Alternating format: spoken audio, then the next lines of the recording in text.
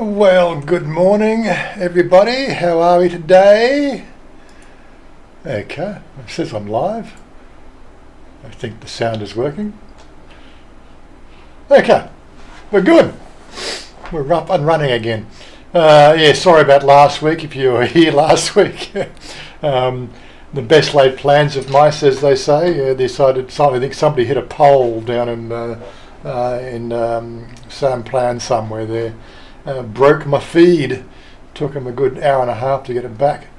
I did try to come on tethered with my phone, but of course my phone wanted to give me some grief as well last week, and then my phone actually gave up the ghost last week. Oh my God, it was a comedy of errors. I actually ran out and bought myself a new phone that day, just because of the fact the other phone, like, I do everything on my phone when it comes to authentication and everything else. It's got my authenticator on it and everything. And the whole thing just completely collapsed. And I said, well, I really couldn't do without my phone for whatever. The actual phone didn't break. It basically locked in the on mode and I couldn't do anything. It was just completely just in some sort of, la loop, wouldn't turn off, couldn't restart it. I actually had to wait for the phone to actually completely discharge so I could reboot the phone. Which took 2 days, but I bought a new phone. So I bought the little Oppo Reno 5G, they call it. It's a nice little phone. There's a picture of my lovely girl there. Yep. Good morning. Yeah, so it's a pretty slick phone. I like it. I've got two phones now. I'm a two-phone guy. Now I've got to move the authenticator from one phone to the other. Anyway, Cody Stratman, what are you doing? What are you doing over there and not doing over here in the Discord channel? You slacker. Anyway, Oggie's here with us. Hello, Oggie. Hello, Oggie. Hello. And then Todd's there. G'day, Todd. Hello. He's there. Cody's in the pool.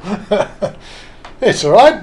You can come on audio from the pool. We want to hear the splashing noises. So who else we got there? Bill Clark from Pennsylvania. G'day, Bill. Stuart from Newey. Newey. Is that Newcastle? I think it's Newcastle.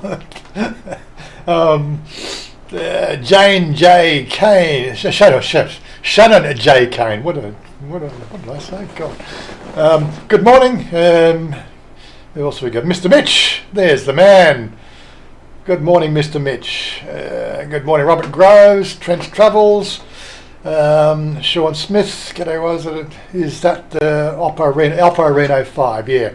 I was talking to Cody about it the other day. We were on Discord comparing the specifications. He said he posted something last night on his Facebook, and I was just thinking back to 1990. I think it was 1992 when I got my first digital phone. Australia or Sydney was just going from analog to digital service, and I bought the digital mobile phone, like the luggable pockets, like it was it was the Nokia 1011. It was about that tall, about maybe 2 inches wide, an inch and a half thick. And the biggest challenge we had back in those days is, did we have digital service?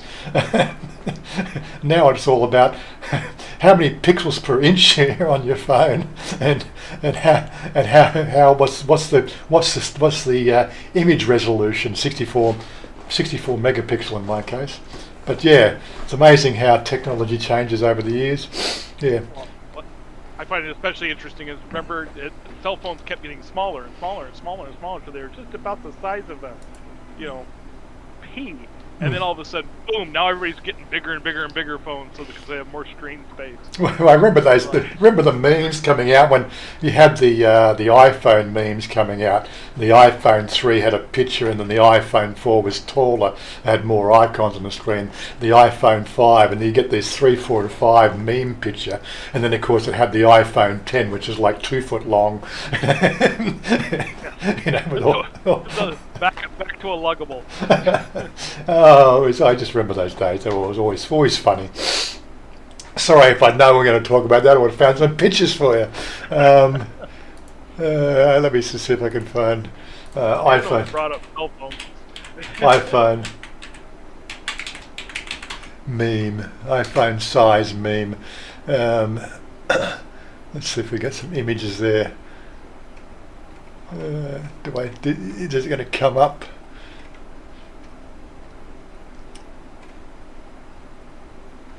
Well, there's one. Open image and new tab. So it's not an iPhone one, but it's a meme size. Well, give me a, can't see a damn thing because I'm in the way. The Android evolution. This is obviously 5 years old. What's that one there?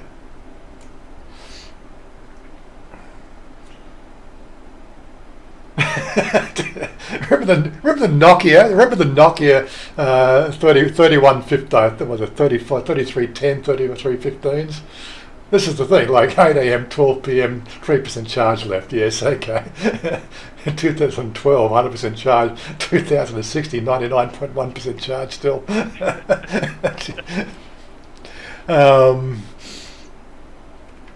I can't seem to find the meme. You know, the one. Oh, there we go. That was the iPhone 5 meme. Gotta love it. Oh my gosh.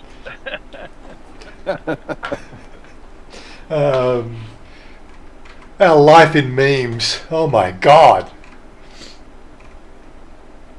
No comment. Yeah, no comment. What do we got in this one here? What's this one here talking about? Let's just reset back to. No, I'm not getting anything out of that. The resolution is no good. Yeah, iPhone 1 to 10. Come on, can we get some decent sized photos? People don't do big photos anymore when they put some. Everything's a PNG anymore. It's ridiculous the size. I'm pretty sure part of it's the fact that they pull them off websites, and of course if you look at my website, for instance, whenever I upload a photo, it actually then will resize the image probably 4 or 5 times for the standard image sizes for different formats, because it's mobile responsive, if you know what I mean. And so what happens is the fact that, you know, like the original might be, you know, full 1080p, you know, full size screen resolution, but they're looking at it on a mobile phone, and they say save that picture to their phone, so it actually saves the mobile responsive version, which is, you know, like 320 by 240 or something, you know, and then that gets spread around and gets posted everywhere. It's ridiculous. People don't realise the differences. That's the downside of mobile responsive. Am I getting all technical again? I should stop doing that. No, I should stop doing that. I lose too many friends when I get technical. Bossing over. G'day, boss. How you doing? Wait, what's that one? Hello from what's it? Ting Tong. Hello from Seagulls League Club, Tweed Heads. I used to like going through Tweed Heads, you know. It's a nice sort of place to sort of drive through on the way somewhere. If you wanted to go up to the Gold Coast or go up to the 3-park amusement park area up in Brisbane, there you'd have to drive through to Tweed Heads. You know, blink and you miss it, sort of stuff. What do we got? Good morning. Who else we got? Let me just close that for a second. Cody's already got a condo at Hua Hin? Yes, he has. He hasn't taken any photos yet, but we were talking about it yesterday. I was hopefully going to have him come on and talk about it, but he's going to be slacking, slips into the damn pool. Slacker. Yeah. What else we got? Hi, Waz here. Hi, Waz. We're in lockdown again. Yes, I heard that, boss. 5-day lockdown. Oh my God, it's a never-ending story, isn't it? Lockdown? What's that? We're sort of having a lockdown. We've got a curfew. I think it's a curfew, sort of 10 p.m. to 4 a.m. or something curfew. I was actually, I did have something prepared in that sort of area. Where are we? Yeah, so we got, oh Gina, go on. That's all right, cool. Let's get her off screen. Yeah, so we had today, we cracked the 10,000 here in Thailand. 10,000 cases yesterday. In one day. In one day, yeah. So that was the magic number that they've been dreading to, like this is going to be all over the news. We are in a 2-week lockdown. They started last Sunday. No doubt we'll sort of see that extended. I did check to make sure that the check-in process, the website for the what do you call it? We do have a website for doing our 90-day check. If I'll go back to there, where is it?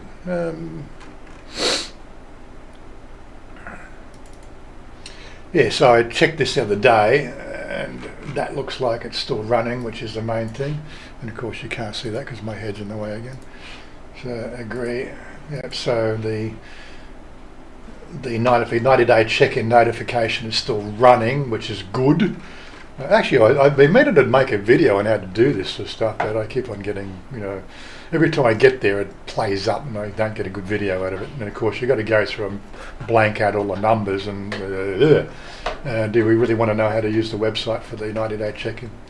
And of course, I changed addresses and I had changed passports last year, so 2 times out of the 4 times I could check in, I couldn't use it anyway, because you got to, any time you got come into the country and you got your first 90-day check, has to be done in person, so that they can actually put the data into the computer, because they track it by your passport number. So there you go.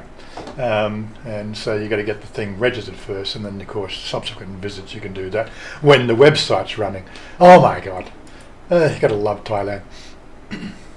What else we got? Yeah, so there's this basically news about different places. American citizens there's something happening on Sunday.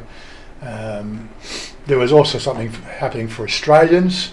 Right, register. Like they're putting all these things up, but I have yet to find a clickable link for these sort of things. Like seriously. And of course, it's in a Bang Sue, right, which is an hour and a half from here, right. And there's one there. This one here is for who's that? It's a clickable link for anyone fall under the jurisdiction of Thailand Board of Investment. Arranged for price. Yeah, so I think I did this booking. What's that one there? Thailand Board of Investment. So it has nothing to do with me, but there's all these different organisations coming to the party now to try to sort of get different groups vaccinated and all that sort of stuff. There was one for Australia. I couldn't find an Australian link, but again, the problem is the fact that they want me to go from a fairly safe zone here in Nakhon Pathom, where we are here. I've got to drive for an hour and a half, right? And we had the same issue with Mother, 2 weeks ago, going out to just a Thai, registering to go and get the vaccine. Chanya, of course, that was more local hospital. They went out, they waited for 2 hours at the hospital. They're in amongst other people. You don't know where they're coming from. Social distancing, what's that? Everybody's crowded around trying to get their vaccine, and it's just a complete bloody shit fight, right? And they turn around and she's 50 in the queue still, and they say, sorry, we've run out of vaccine, right? There is, you go to these things, there's absolutely no guarantee the fact that if you register for one of these things that you will actually get a placement, because this is what happens in Thailand. Honestly, it's a freaking joke, it is. Total fig jam. Oh, not fig jam, no, snafu. Total snafu, fig jam. Fig jam is, I'm good, just ask me. Yeah, total snafu, situation normal, all fucked up. Yeah, but... I prefer Fubar. Fubar, yeah, Fubar. And really, as I said, I sent an email off, 4 weeks ago to an organisation, well, the people who manage this sort of stuff, still no reply from them. Are they? Why don't the individual consulates have vaccine available for their citizens? Well, Australian consulate can't do diddly shit. They can't even get the vaccine out to the Australians, can they? But yeah, like this is something that came up through my line group. I'll go and reiterate this thing here and just talk about the total bullshit that we have to deal with here in Thailand. Okay, so our line group came up with this. They sort of sent in this thing here. It says, in preparation, well, you can't see the form's been closed down now, but this thing here, a Google Doc, forms, blah blah blah, right? It had asked your passport, your first name, middle name, last name, all this sensitive personal information, date of birth, a perfect situation for what we would call in the security industry is a phishing attack, or perfect thing for a ransomware attack, a perfectly thing for where's this information going? Identity theft, right? How do you even know that this is anybody in particular? Anyway, so I had to do about an hour's research. I was flicking through, and thankfully, one of my friends managed to give me something that he had access to. And it actually came from Arm Charm Flash Update. So this was what it was. It was click here to register. The registration closes 11th of 11 a.m. Anyway, so I did register for that. Again, still no return email to say, yes, we've received your application, right? Nothing that I could track. Okay, MailChimp. This is not their organisation. All we've got to go off is this copyright notice down the bottom, right? But again, so what happened to security these days, right? Again, or maybe it's just the fact that I've just spent 20 years in the security industry and, doing all that sort of stuff. The world's just gone to shit. It really has. Like nobody thinks about this stuff. You've got to have some sort of process to make people feel a little bit more secure. The fact that the information is going somewhere secure, like a domain name, right? That we could reverse lookup and do a lookup in the domain name database to see if there is actually a validity of the fact that the domain is owned by somebody as a legitimate source, right? So the fact that that at least you got some sort of comeback if something wrong goes. But no, this seems to be sort of people are just clueless these days with security. You don't know where this stuff's going. Even an email, if you get an email, there is a trackable situation. We can see where those emails are coming from. We can backtrack it. We can trace the source of the email, so we have some sort of, understanding of where this information is being sort of sent from. But no, doesn't matter anymore. It's people are completely oblivious to. No wonder we have ransomware problems. No wonder we have identity theft. No wonder we have all this shit going on, because people are goddamn clueless. It really is quite it's a sad, sad world we live in. Anyway, enough of my ranting about the sad, sad world we live in. Hi guys, just waiting for the clinic. So Andy's doing his second jab. So let me just catch up. Thailand Digital Nomad, morning from Bang Chang District, appearing to be from the deep red zone. Yes, and they want me to. That's the other thing. I'm out here in a sort of, it might be, they call it deep red, but we only had a couple of hundred out here in Nakhon Pantom, and they want me to drive in to a deep red zone, Bang Su of all places, right, hanging around with other people that I don't know, right. How well are they going to handle the social distancing? You don't know where you. Honestly, I think I'm just going to stay out here until they get a notice that a local hospital is doing it. Chanya's still trying to source something out here, but it's only Bangkok, Bangkok, Chonburi, and maybe sort of down in Hoi Hin there, where we just don't even make the zone. It's a sad situation. Dowlow, good afternoon. Sean Smith Oppas are great phones. Yes, this one looks pretty good. High performance features. Yep. The ecosystem on the Oppo seems pretty good. It's not too hacked. That's why I went away from Samsung, because their ecosystem is so intrusive. It's not funny. Dave, apparently, great news, Cody. Blah blah blah blah blah. 3 minutes walk from the beach. Yep, yes. Sort of we did a bit of a sort of a zoom in. There's a themed water park down next block from Cody as well, so you can go and play in the in the what they call it, the snake pipe. What do you call it? Those super slide things in the water. Hopefully he's got his waterproof camera and he can do some video of that.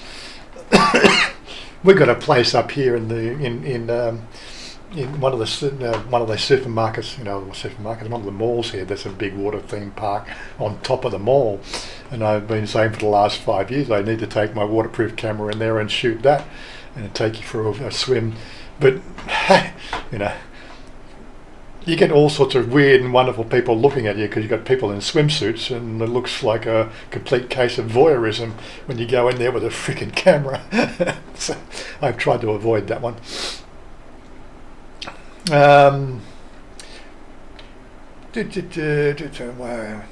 Everybody's talking amongst themselves. Beautiful day, Rayong. Yes, okay. Todd came down. No.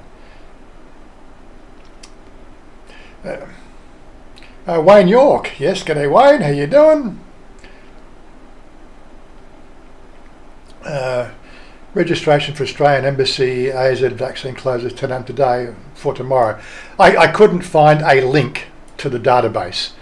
Everywhere I looked, I went to the Australian Embassy, the links that people were saying. I had this, you go to the actual website where it was supposed to be. I couldn't find a single article that gave you a link, right? All I could find was people with pictures, right? And quite frankly, those pictures, didn't have any validity on them. Could have been done by anybody.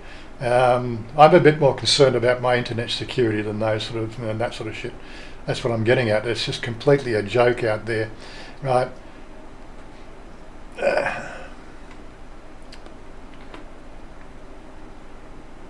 Yes, Australian. Yeah, they put up a link to a Google Doc. A Google Doc is a Google Doc. That's going to Google. It's not going anywhere that can be validated to be, something to do with the Australian Embassy. Right, if you're stupid enough to go to a Google Doc and put in your personal information, you are, look, ransomware, just completely locked down machine. But it's all right, it's okay. You got to think about this sort of stuff. Links have to be validated before you go and give your personal information. If you don't start to think about validation of your personal information, right, making sure it's going to legitimate sources, you deserve to be a ransomware attacked or have your identity theft done. Seriously. People just don't understand it anymore. Anyway, so moving right along. Government finance has launched new measures to help people who are burdened with, I think everybody's burdened with debt, as earnings are affected by the, not quite sure how that's going to work. We can ride out the storm,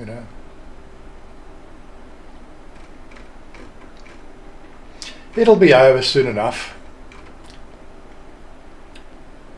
Yeah, and of course the big story I think here in Thailand is the fact that they made this gambit on the whole Sinovac, Chinese vaccine, and now that they're switching horses to the AstraZeneca as a second dose sort of scenario for people who only got the first dose, because so many of the frontline sources who had their dual jabs of the Sinovac vaccine, they're all dropping like flies with the D variant. Well, they're not dying, but they're all succumbing to the virus. That's the medical staff who are frontline sort of protection. So now they've changed tact. Oh, let's now give everybody an update with the AstraZeneca. Which is fair enough, yeah, but the WHO's recommending against that. It's not been tested, so everybody in Thailand now is being used as a guinea pig just to see how that's going to pan out. I said, Sydney sucks, Wazza. Gonza Gladys has gone. Gonza Gladys. I'm not quite sure who Gonza Gladys is. But I'm not keeping up to date with all the names of those people in Sydney. He's referring to the Premier of New South Wales. Oh, Is he Gonza Glad? Who is Gonza Glad? What's the real name? Well, I know first name's Gladys. Oh, is it? Okay, so it's Yeah. it's a female premier in New South Wales, is it? Yeah. Oh, I didn't even know that. So much I'm out of the loop now. And sure, Robert Groves. Yes, Shannon. Today at 1 p.m. only limited numbers of AstraZeneca vaccines available. I was talking to Alan McKinnon the other week and they verified that information. So they got limited numbers, so you put your name down there. What's the guarantee? You know, there'll be so many queue jumping things going on down there because they couldn't organise a freaking ass kicking contest in a nudist colony. They really couldn't. I would prefer to stay where I feel sort of quite happy and safe and not putting my family at risk. 20 tricks, hopefully we're back to normal. Maybe 2029 when we can all upload to the cloud, according to Ray Kurzweil anyway. If you don't know who Ray Kurzweil is, you'll have to do your own research. I'm not going to go there. He reckons we'll all be digitised by 2029.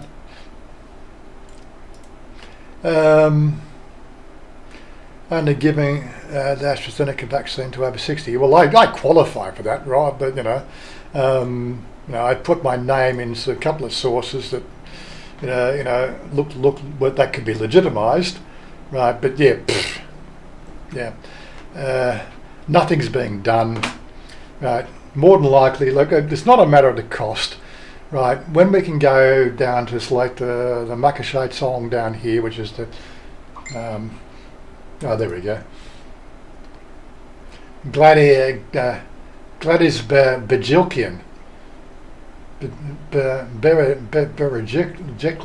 can't even say that name. This is an Australian? They elected somebody with a name like that? That doesn't look a very Australian name to me. But anyway, such is life.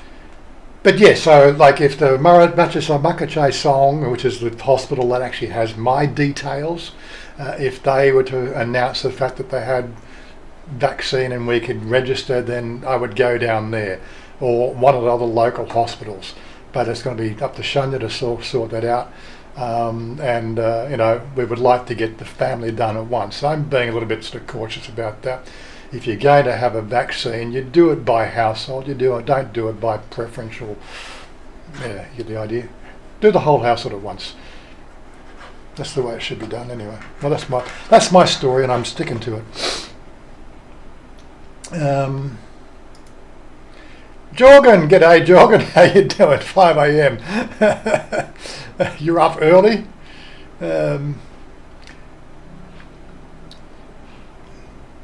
Give New South Wales their live COVID update at 11 a.m. every day.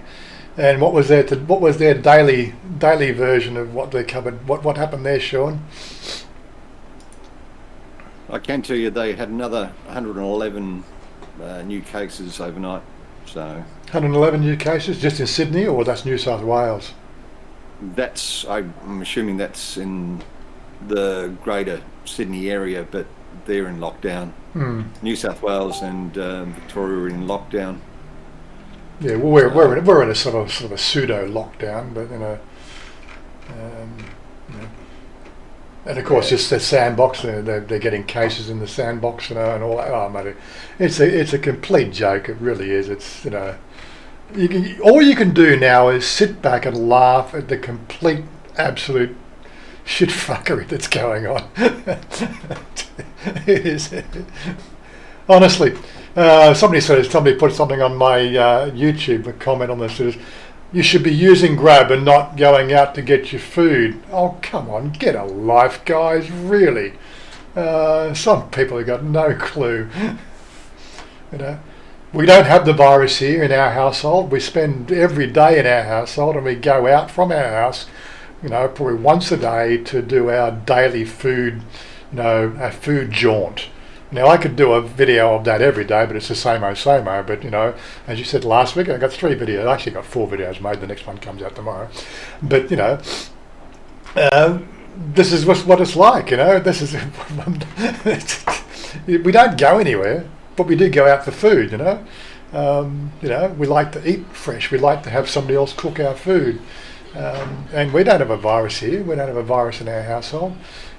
We do take a risk every time mother gets her stuff and gets to go and do the whole supply run for her sewing. We have to take the finished garments to one place and go to another house and pick up from there. And in Nong Kem, where we were, they've got a few local cases in that street that have been identified. So she takes a risk when she goes there every day. Or not every day, every week. But outside that, there's nothing really sort of bad going on here.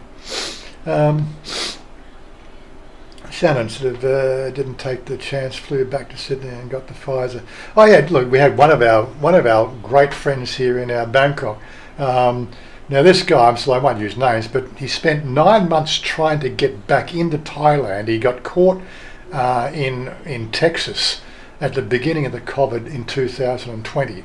He was actually flying to Colombia as a holiday. His stop off was in Texas, and he got caught. They actually closed the airports in Texas down. He got stuck in Texas for 9 months. Didn't have a single case of. He didn't get COVID for the 9 months he was there. He was basically, that age group that you stay indoors and all that sort of stuff. He managed to make it back to Thailand about a week before his visa expired, because he couldn't get his visa renewed elsewhere. So he had to get back to Thailand. He finally did the whole, quarantine process and been allowed back in the country and blah, blah, blah. Did all the whole IASQ thing. Got back in the country with about 3 or 4 days to spare. Got his passport, got his visa renewed. Right, he's been on the thing. Last week he flew back to Texas just to get his jab. I'm not saying anything, but you can imagine what this is all about. But yeah, honestly, some people are crazy, and his background is epidemiology, right? He should know better. Some people are just have got the wrong attitude to this. Melbourne currently knocked down. I think we sort of covered that one. Got a sandbox here. The damn cat keeps. Fair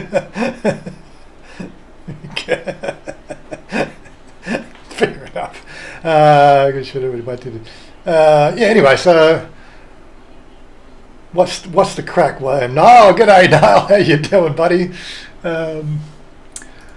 What else we got going on?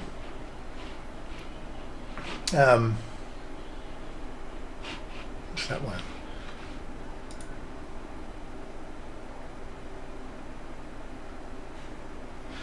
Okay.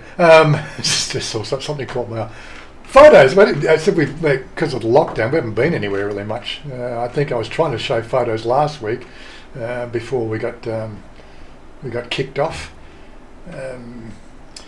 So she's been out looking. I think that's where we left it last time we did our photo review. So, warning, you are now into the man cave. Enter at your own risk. Prepare for belching, farting, swearing, scratching where it itches, and selective hearing. Yep, that's my man cave. She still wants a secondary dining table for the other dining area. Well, of course, that won't fit. She's a little bit challenged with the whole spatial, awareness, how much room you got to do things. What else of it? I've seen this appear on her photos a few times. Nice looking sort of, dining sets, but again, can I see it up front? Can we go and measure it? But it does look quite nice. But then, of course, I'm going to have to do this sort of mirrored feature on the walls, which is going to get expensive. And really, is it going to look right in there? Anyway, I'm not going to argue. I think I talked about the Netflix. So a friend of hers gave her a Netflix account. Like sharing Netflix account. You know what that's all about. And I just said, no, if you're going to watch Netflix, let's do it properly. So I then went and joined Netflix. right? Unfortunately, you know, once you set it up for one account, how do you get back to the thing to re-log into another account? Here's the secret. Here's the secret sauce. You got to actually, you're in that Netflix screen. You got to press the up arrow key twice, the down arrow key twice, left, right, up, and it'll bring you back to the main menu. Like, honestly, you've actually got to contact Netflix to get this information. There's nowhere else can you find it. Anyway, we managed to re-log in with my account details, and yeah, so she started watching Netflix on the TV, which is pretty cool. So the grass was getting longer. We'll get to that. So she looking at these chairs. This is for her girl shack. She actually bought these. We've been looking for kitchen stuff. What I'm trying to do is I'm trying to get something like this in a cream colour for the kitchen. I'm more than likely have to go and buy the wood colour and paint it myself at this stage. But that's the sort of thing I want for our kitchen space, because I need to take that off, and then because there's a window here in our kitchen, but I want something like that for our kitchen space. So more than likely I have to get this one here. I'm going to have to buy this set, get the paint and do it all myself at this stage. Well, that's what it's looking like so far. Always the cat's getting lots of photos these days. She's been looking at this thing here for outside, a little shack. I have no idea where she thinks I'm going to put this. Again, spatial awareness, you know, they don't quite get it. But there is a small cabinet version of that, which would probably house the stuff I need to put outside. But yeah, so 2 days into Netflix, and then Netflix wouldn't work. And I think I did mention that last week. You get this thing here. It wasn't so much the fact that Netflix wasn't working, as the fact that they decided to put up a little bill payment message, which you actually have to respond to on screen to actually get past it. Netflix trying to sort that shit out. They had no idea what was going on, because all their tests go through because it's doing an IP check. Unfortunately, when you're using these services, if you're using their built-in DNS, the way they monitor their people, and there's what they call a transparent proxy with their DNS services, so they can trap the DNS entries, and they can fake DNS entries from the supplier. And they basically trap, the DNS, and to say, here's a message on screen, go and pay your bill, and you have to respond to it for the database to let you through. I don't use their DNS, I use my own DNS, so I didn't even know that was happening. But anyway, we sorted that one out. What else we got? That was the COVID registration thing for Mother. She went out there and did all that. Even tyres get stuck, shafted. Anyway, she bought the little chairs. That's for her girl shack. I think we did this little TikTok thing, the shorts video. If you didn't see the shorts, it's in the box band below. What else we got?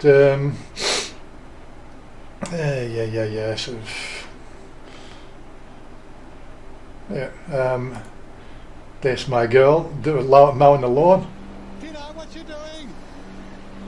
You vacuum the lawn. She's vacuuming the lawn. You want to make vacuum lawn? Oh my God. From all the times I've mowed a lawn, Wazza, that image just doesn't look right. Okay. It looks great, but just doesn't look right. Oh yes, you'd love it. And then of course, then she's caught me mowing the lawn. Come on.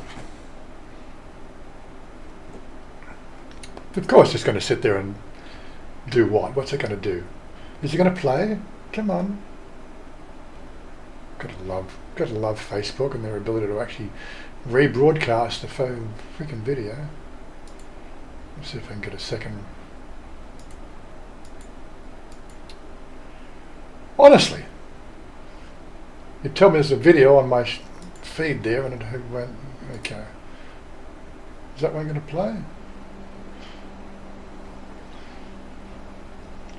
That's how you mow a lawn. You've even got the bare feet. Of course you've got to do it in bare feet. Like, you know, you're Australian. Come on. If you want to put your feet underneath where the blades are, you deserve to have your feet cut off. Come on. Exactly. That shoe's not going to help much anyways. It's just going to put the cloth into your skin. That's it. At least with your bare foot, all you'll have is some grass in there.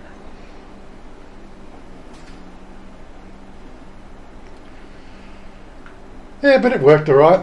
It cut the grass nicely.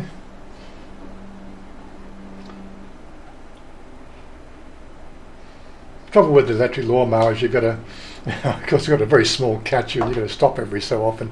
You know how it goes. Empty the thing. And I said, great mulch. She doesn't know. I said, you don't. She doesn't even know about mulching and composting. It makes great food for the garden. She just wanted to put all that stuff in the bin. And I said, no, let's put it in a plastic bag and we'll let it decompose and put it back in the garden. She doesn't get that either. Anyway, moving right along. Let's minimise that. We'll probably have other things to talk about.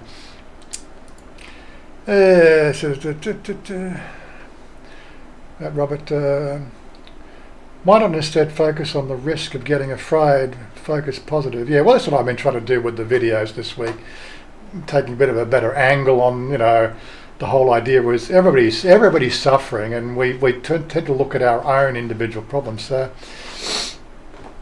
and I think my videos have been sort of a little bit more along that, mindset, but, like, let's start sharing just the positive stuff of life, There's the simple things, like going out and the quest for food, mowing the lawn, putting a lawn. These are all experiences. Like we can share experiences. Of course, everybody watching the videos here, unless of course you've got a channel, you can't really share your experiences with us. But you can. You can always come on a Discord and be part of the Discord gang. That's what we do. We come and hang out here. We chat daily. It's just a hangout place. Those people, from the gaming community and those sort of areas of the internet who have been doing it for years. The rest of the population really don't understand it. But it's, apart from a little technical jiggery poker you got to do to get it up and running, once you've got it all sorted out, it's pretty simple. Todd can attest to that. How simple is it once you get the basics done? It's fine. Even I'm using Mac, and Yeah. you know how much you love Mac. Yeah. I got it up and running within 3 minutes. Yeah.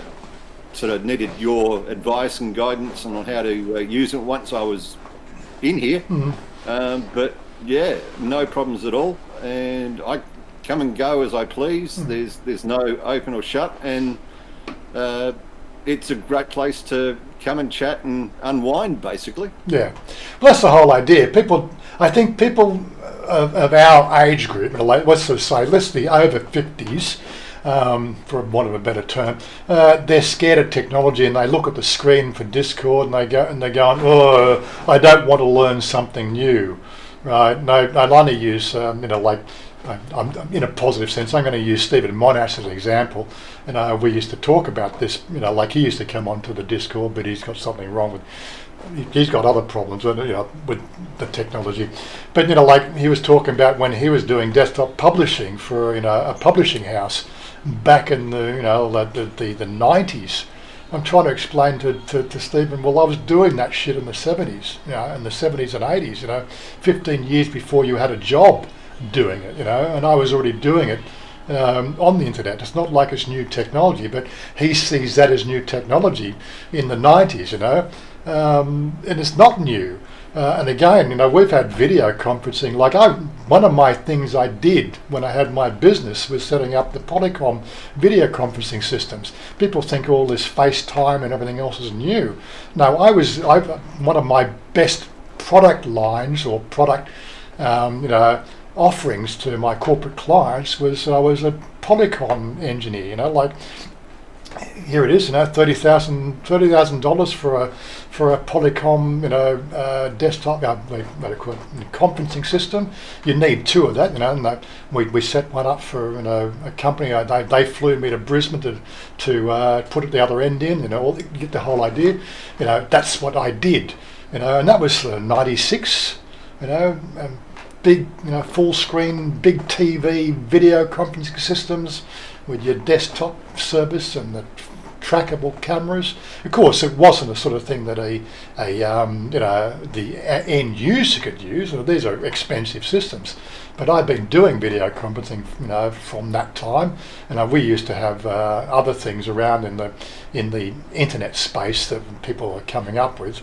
They were pretty rude and crude, but they still work. But I think Intel had systems back in 95, 96. There was a personal system you could get in Intel. People think it's all new. It's been around for 25 years. Yet people look at this stuff and they go, "Ooh, it's scary, new technology." New technology? It's been simplified so you guys can use it. But yeah, we do have Discord, and we do hang out here. Whenever I'm home and I'm sitting in front of the computer, I got my headphones on, so you just pop in and say hello. I don't chat on Facebook Messenger. I do respond to questions, but I don't use Facebook as my primary communication source. I see everybody's messages, but I'm anti-Facebook at some level. So I'm just on Facebook because it's a social outreach. But I prefer to do my conversing in Discord, where it's private and people can't people can be themselves without fear of being blocked by somebody on Facebook. But mind you, I'll block the fuck out of you too here, if you want to get narcissistic and be an arsehole. That's it, you'll get an instant ban. I have the overall, me and Oggy have the overruling carte blanche control of that shit. Yeah, you want to be an arse? Well, guess what? You can go to the sin bin. But other than that, this is where we want to do. We share screens, we share our video only screens, we play games together, we do all that sort of shit together. That's what we do, and when the others come on, they join in. I think we were showing Todd last week. What were we showing you last week? Second Life or something? I can't remember. Yeah, I can't remember. You've got so many worlds that you guys enter, I get confused sometimes. Yeah. I got to remember what world I live in sometimes on the real life,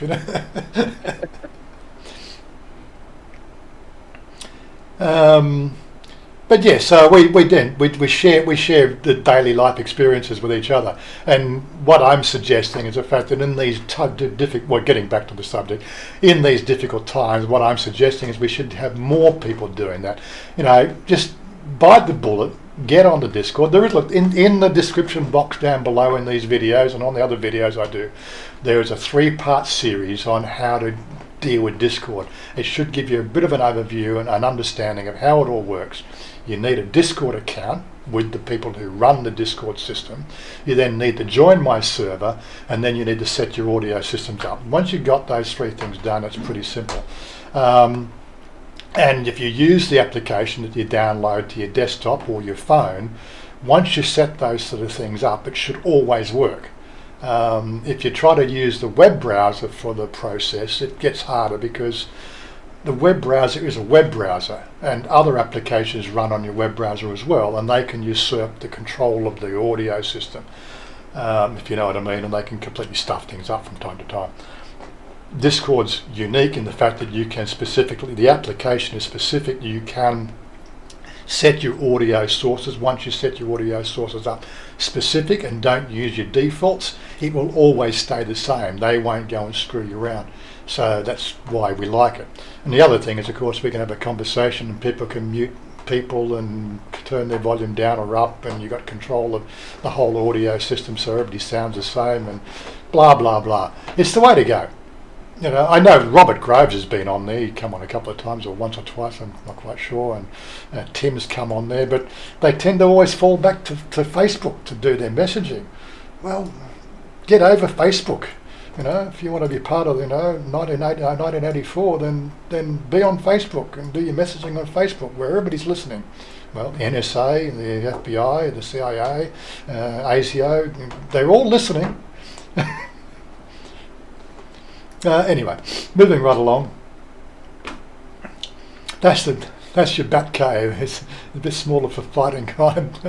What do you mean? It's big enough. It's a big bat cave.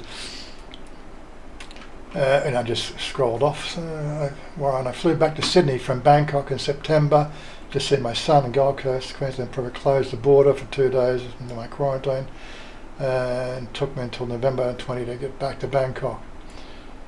Yeah, I know how that goes, Shane. Shannon. Yeah, sort of similar to what happened to my other friend.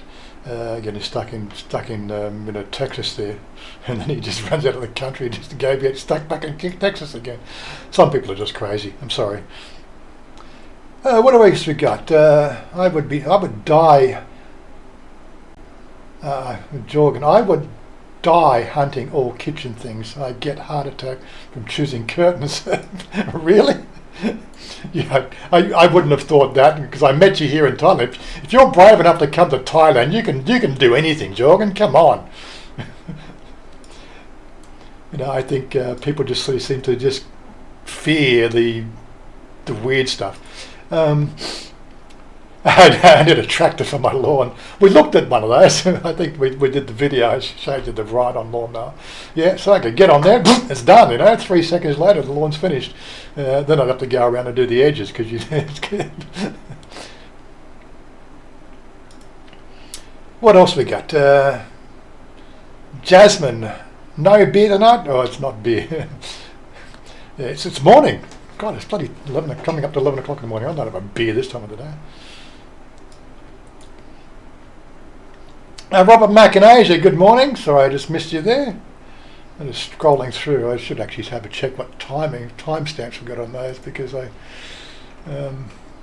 can't see. There we go. So that was 10:49. So it's only just a few minutes ago. Okay, so I'm not too far behind. Okay, what do we got? Discord is easy. Yeah, I will try to join your room. Well, you were just here before, weren't you? Okay. Could you please do a vlog on where to find good pork sausage during a lockdown? Well, to be honest, the only pork sausage I've seen is what we call the Isian style pork sausage, which you can really only buy cooked. I actually haven't seen, well, apart from Big C, they have like a what do you call it, a butcher area. Do you want me to do a run through the Big C? I don't know. I've been avoiding doing a Big C run because, like, it's shopping, but like Big C, they have little butchers areas where you can, they can cut and prepare meat. There's usually sausages there. I'm not quite sure what they are because it's all in Thai, of course. I'd have to take Chanya with me so she could tell me the difference. Foodland have like a delicatessen area. But most of the time when you're looking at pork sausage, you go through the marketplaces around here, and it's all cooked, and it's what they call that Eastern style. So it's actually pork mince with spices and rice, rather than like flour and water, sort of, which is your typical sausage. They use the rice as a base. It's actually quite nice. They're spicy. Well, there's different levels of spiciness on them. So, but yeah, like I'm going to be doing more of that sort of stuff as we can get out and about, and I will do more and more of that. Really, what I would have called mundane stuff, and it wouldn't have made a video, but people want to see that. So this is the new focus I'm going to have going forward. Is people want to see the mundane stuff. I keep on hearing this over and over again, which from an engineering point of view, I find weird. Like engineers, we like to build something once, do something once, and it's done. Move on to the next thing. People have been sort of saying on my channel I need to go back through my back catalogue and refresh the information done on videos 5 years ago. To me, that just seems, why would people want to do that? I did a video 5 years ago. Go and look at the video from 5 years ago. Come on to Discord and ask questions about it. I've done that video. I don't need to do it again. But people want those videos, and I got to also remember the fact that we don't really talk about YouTube to that point. But okay, we've got 8,000 odd subscribers on this channel. But if you actually look at those subscriber numbers, you actually sort of see you have so many coming in the channel, right, and you have so many leave the channel. So we have what they call a churn rate. And basically, on a typical YouTube channel, well, in my channel, I would say mine's typical. You get about a 30% churn rate. So within a sort of 6 month period, you could say only the core subscribers, like the people on this live stream, are the ones that stick around. The rest of them are just a cycling audience, and so they've never bothered seeing the stuff from 5 years ago. But again, in my mind, I'm sort of saying, I've done those videos. You've seen that. You're the core audience. These are what the video channels for my core audience to stay connected, because of the people who are commenting or making comments on the channel and who seem to be engaged with the channel, and their subscribers or their members or their Patreons or whatever, right? And that's who the channel's for. The other 90% of the channel that I never really hear from or see or know anything about, because they're just numbers on the system, right? I don't know who they are, and they come and go and they cycle. But that's, as I said, that's 90% of your audience. And within a 6 month period, it's a completely new audience. That's what happens on a YouTube channel. That comes and goes. And I really never think about it in that sort of thing, which means the fact that do you do things on a 6 month to a yearly cycle and redo material every year, right, and then piss off the people who have heard it 10 times, like your core audience, just to engage a newer audience who don't participate. They're just armchair viewers who never really engage with you. To me, it's a bit of a challenge in my mind, because I have an engineering background. I don't know. What's your thoughts on that one? Do you want to sort of see me redo stuff from years gone past?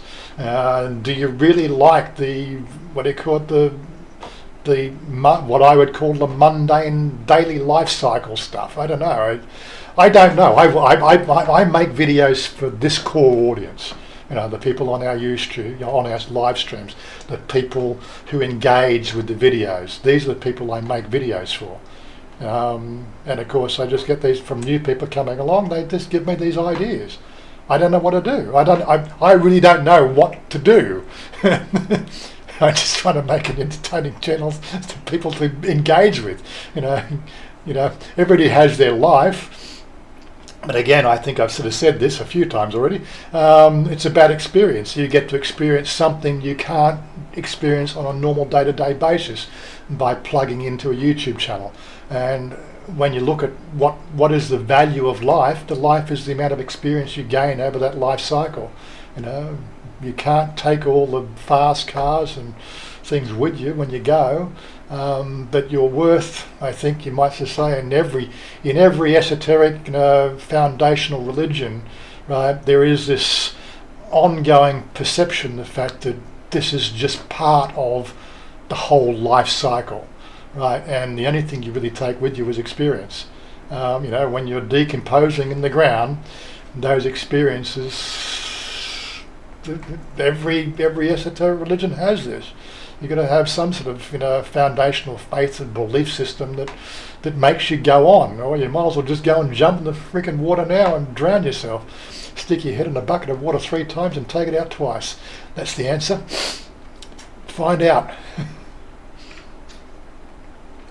So simplistic, was it? So simplistic, that's right. Billy, is mask mandatory? Well, yeah, when we're out, Billy, masks are mandatory. It is legislated. There is a 6,000 baht fine if you're caught outside your confines of your own house. Right, if I walk out my front gate and there was a police officer on the other side of my gate and I stepped on the street without a mask, I could be subjected to a 6,000 baht fine, first offence. I think 6,000, 12,000, 15,000 and 20,000 baht. There's 4 different levels or something like that. Don't hold me to ransom on those numbers. I know the first offence is 6,000 up to 20,000. Depending on the officer at the time and depending on what sort of bribe you got to pay, I don't know, or whatever. But 6,000 baht, I know when the Prime Minister of the country got caught in his situation, he had to pay a 6,000 baht fine. They made a big news story about it. Yeah, the top fine is 20,000 baht. But yeah, it is, you have to have a mask outside. You have to have a mask in your car, in your vehicle. If you get pulled up at a checkpoint and you have 2 people in your vehicle and you're not wearing your mask inside your vehicle, right, again, it's a 6,000 baht fine. Such is life.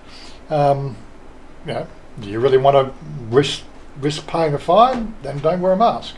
Right? I'd rather keep the 6,000 baht in my pocket and wear a mask. I don't care, it's the law. Hopefully people will wake up to this shit soon enough. But when I'm at home, the same person in the car, I can be with her 24/7 in the house. Don't need to wear a mask. Thank God for that. There is another thing that's coming through. They're talking about the fact that they're now going through the final throes of changing their emergency decree. They will, for asymptomatic cases, they're now talking about the fact that you have a home quarantine. But that's still being, the bugs on that one's still being ironed out. Basically, they run out of beds, right? There's they've got all these people that are asymptomatic in amongst a hotbed of people who are symptomatic but not hospital level symptomatic in these quarantine camps, right? Spreading the virus is getting worse, and blah blah blah. They're realising the fact that now maybe asymptomatic cases, they need to be kept, in private establishments at their own cost. Private houses. You got your house. Just make sure you close the doors and exercise due caution, and you should be good. See how that pans out. But as I said, it's probably going to take another week or 2 before that becomes a thing. Oh, there was one case that I read yesterday. An insurance company it was a Pattaya News. Where was it? There was a big shitstorm about this one. Let's see if I can find it for you. An insurance company. If I can find it. Bangkok Consulate, Americans.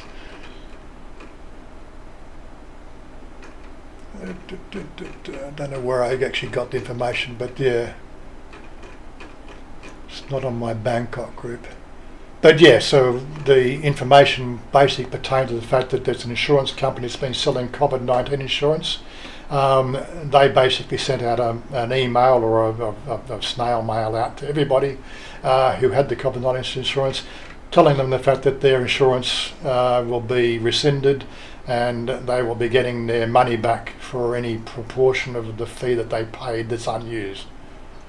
Right, basically they're getting out of the COVID-19 insurance forthwith because of the fact that they can't afford it. And the government's turned around and said you can't do that. Unfortunately, it's all happened. Oh my God. They've just now passed a law, the fact that if you had COVID-19 insurance, your insurance company cannot cancel your insurance because the risk is greater. But we'll see how that one pans out. Only in Thailand.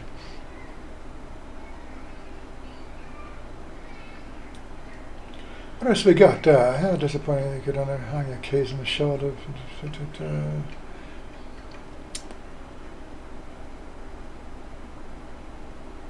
Yes, I write. I'm an engineer. Depend on everybody's chatting amongst yourselves. OA visa from Thai consulate in your home country is easy to do. You can get 2 years the visa if used correctly. Yeah, not many people know about that, Robert. We should probably cover that one there for those people that don't get how. I didn't do it because I didn't know how the system worked, but Tim did do it. And the way it works is the fact that you get a visa. That visa is an entry visa, and if you actually take the multi-entry visa from your home country, you can bounce in and bounce out. That visa is valid until the last day of that visa stamp. So in my case, when I came here, let me just find something there for you. Yeah, okay. I had this out the other day. So yeah, you get this nice little stamp in your book, right? And it's just said it was issued on 14th of September, right? And it was valid till the 13th of September 2017. If I had actually chosen, if I'd known about the system, if I'd chosen to leave the country, because this was a multi-entry, if I left the country on the 11th of September and then flew back in on the 12th of September, that's basically just fly to Cambodia for a day, fly to Laos for a day, I could have come straight back in on that visa, right? They would have stamped my book again for a full 12 months, right? Because that's the visa, right? And there's the entry stamps go on that page, right? And so, that's the thing. That's the visa. It's valid, right? And you actually get another 12 months. And of course, within that second 12 months, then of course next time around you've got to go through the whole process and get it all done. But not many people know that that's how it's done. Of course, it's difficult these days because the fact that if you do it now, bouncing in and out is not possible, or it is possible, but it's quite a convoluted process. You'd have to plan it.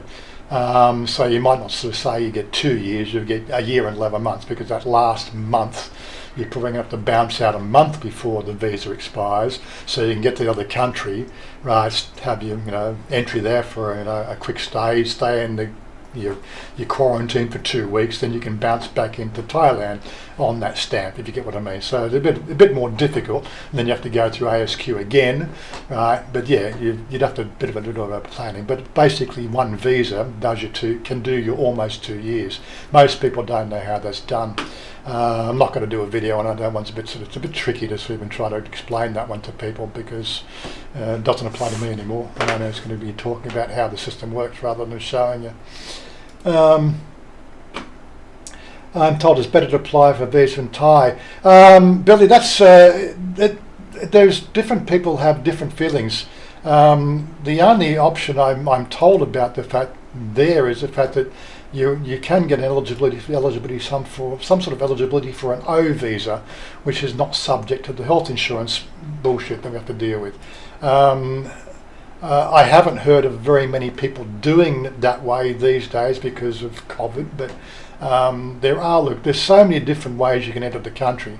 I have to go along with Robert and to say that the easiest visa to obtain and maintain here in Thailand is your OA that is issued from your home country, because you're talking to somebody who speaks your native language, right? It's all stamped, it's all valid, everything else, and all you got to do is apply the process of bank accounts, your 90-day stamps are all up to date, your health insurance, and it's basically check, all done. No problem. It's really the OA visa is simple. If you're lucky to be married, and the O visa, I believe, apart from the paperwork side, the O visa is fairly easy to maintain, right? But it's a lot more paperwork. There's lots of other visas available. You just got to go to the consulate, have a look at the visa options. I see these ads coming up on my Facebook all the time. Like people coming here on I'd use the inverted commas, the questionable, what they call volunteer visas. So you can come in on what they call a 30-day visa exempt, you do your 2 weeks ASQ, well, it's 45 days. You can do your 2 weeks ASQ in Pattaya. You can go and see a friend of mine, Chanya, I can't even say her name. Go and see my friend Tick down there, and she could get you an 15-month volunteer visa. Exactly what you're volunteering for, I have got no idea, but it's basically, bang, she can get it done for you, and stamp, done, you're in the country for 15 months on this volunteer visa. Don't ask me what you've got to do to qualify for the volunteer visa, but she makes a big point of the fact that it's easy to obtain. You can come on a what they call a 30-day visa exempt, which has been extended to 45 days. You do your 2 weeks ASQ, right? As soon as you finish your ASQ and you've been sort of tick that box, you just give her a call, make an appointment, go see her, and bing, bang, bong, there you go. You've got a 15 months volunteer visa. And from what I understand, it's legal and you don't really have to do much. I don't know how it works. I don't know what you're volunteering for, but somewhere you go on somebody's books as a volunteer. I don't know what you're doing, but it's quite possible to stay here for 15 months on a volunteer visa. When it comes to renewal of that visa, don't ask me, because it never comes up in anybody's conversation or anybody. I've never talked to anybody who's done it that way, but from the best of my recollection, it is basically the stamp in your book, all done, and it lasts for 15 months. It's just the way it goes over here. There's other visas that do that as well, education visas. I know Cody's looking at an education visa. He's just got to find the right sort of place that's going to stamp his, give him the right sort of authority to apply for it, and bang, he'll be here forever he'll be a perpetual student, learning Thai language. Once he's learnt the language, then he's going to do other studies like science and math and thing at a Thai university. He's going to be a perpetual student. Well, that's his plan anyway.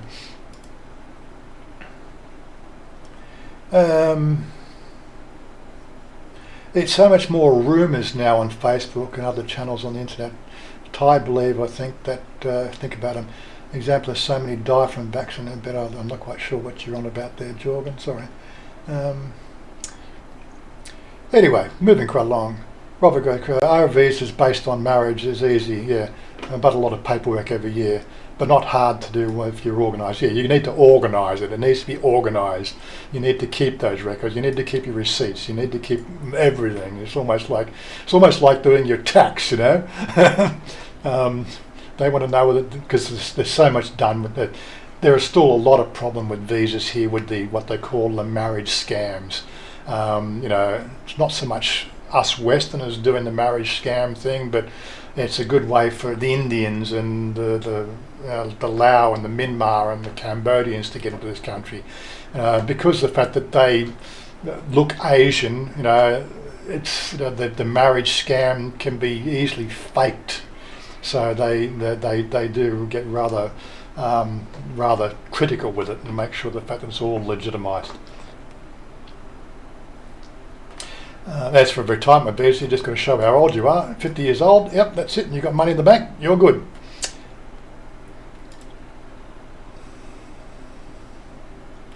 Excuse me. Sharon, which company are you using for the health insurance? I actually found, I should have a list of the things people ask commonly. There is a place. It'd take me half an hour to find it again. I've got it in one of my folders somewhere on my computer. I'm with the same company that does my motorcycle insurance, but my motorcycle insurance is done through an agency, and they're the underwriter or the underwriting insurance policy, which is for the life of me I can't think of it. Loctron. Payment form. There we go. Let me have a look at that. What's the name of the company? Come on.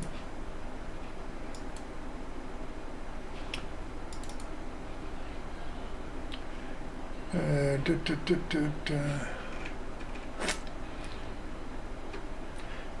can't easily identify the name of the company as that. That's typical. It's too small to read, even with my glasses on. But there is, I believe, there's a link to it in the Thai embassy website. There is a link inside there that'll take you to the registered insurers for those policies, and you just got to contact them directly. Thai immigration try to steer as clear away from the insurance aspect as possible. They don't make any recommendations. There's a list of 12 companies here in Thailand that offer it. I'm just with one of those. I was advised against AXA, but the one I'm through is. Find all my paperwork. I think I got it here somewhere.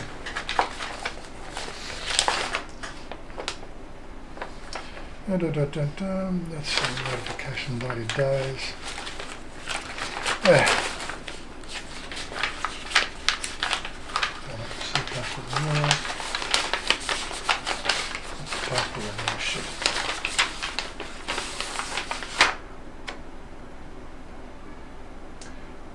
Visa period just in 1 year. Insurance issue passed. LMG. Okay, I'm there. It is. It's fine print. LMG is the company I use. So I've taken the policy that has a 100,000 baht excess, but it does comply, and it costs me 11,008. Well, my first year round cost me 11,800 baht per year for that policy. Unless of course something really serious happens, I'll probably never use the policy. It's just a stamp in the book. If I go to the doctor for anything at all, I just go down to Bakachai Song here, which is a private hospital. They've got my details on file. When I've been there twice to do the kidney stone thing, it's just here we go, in the bill, here, pay the bill. That's how I've done in health all my life. Well, for the last 25 years of my life, that's how I've dealt with it. Health insurance, but just pay the bill. I don't get sick, I came to Australia, we have Medicare, so like that, or a $60, local GP consultancy, I would get $55 back or something like that from the government, but that's beside the point. I would always pay, then submit those receipts to Medicare as give me my money back. I'm used to that. I pay my way, if you don't have the money to cover your own health insurance, then probably don't come to Thailand. That would be my best advice for anybody, right? Stop expecting somebody else to deal with this shit, Take some ownership and responsibility in your own life, right? Be healthy, right? If you come to Thailand, this is the Wild West. Have money put aside, Don't try to sort of nickel and dime this shit, Take care of your own. This is your health, not mine. do what you want, honestly, guys. Do what you want. But yeah, if you're going to come and live in Thailand, your health is your health, right? It's totally up to you how you want to deal with it. Me, I will pay my way. If something goes wrong with my health, bang, I'll pay my way. Look, I'm sure that if something happened to my health, Rob in Kamala, or where is he? Down there, we started GoFundMe page, but so he did with Kevin. Kevin was quite happy to pay his own way, but Rob started a GoFundMe thing for that, and was demonised for it.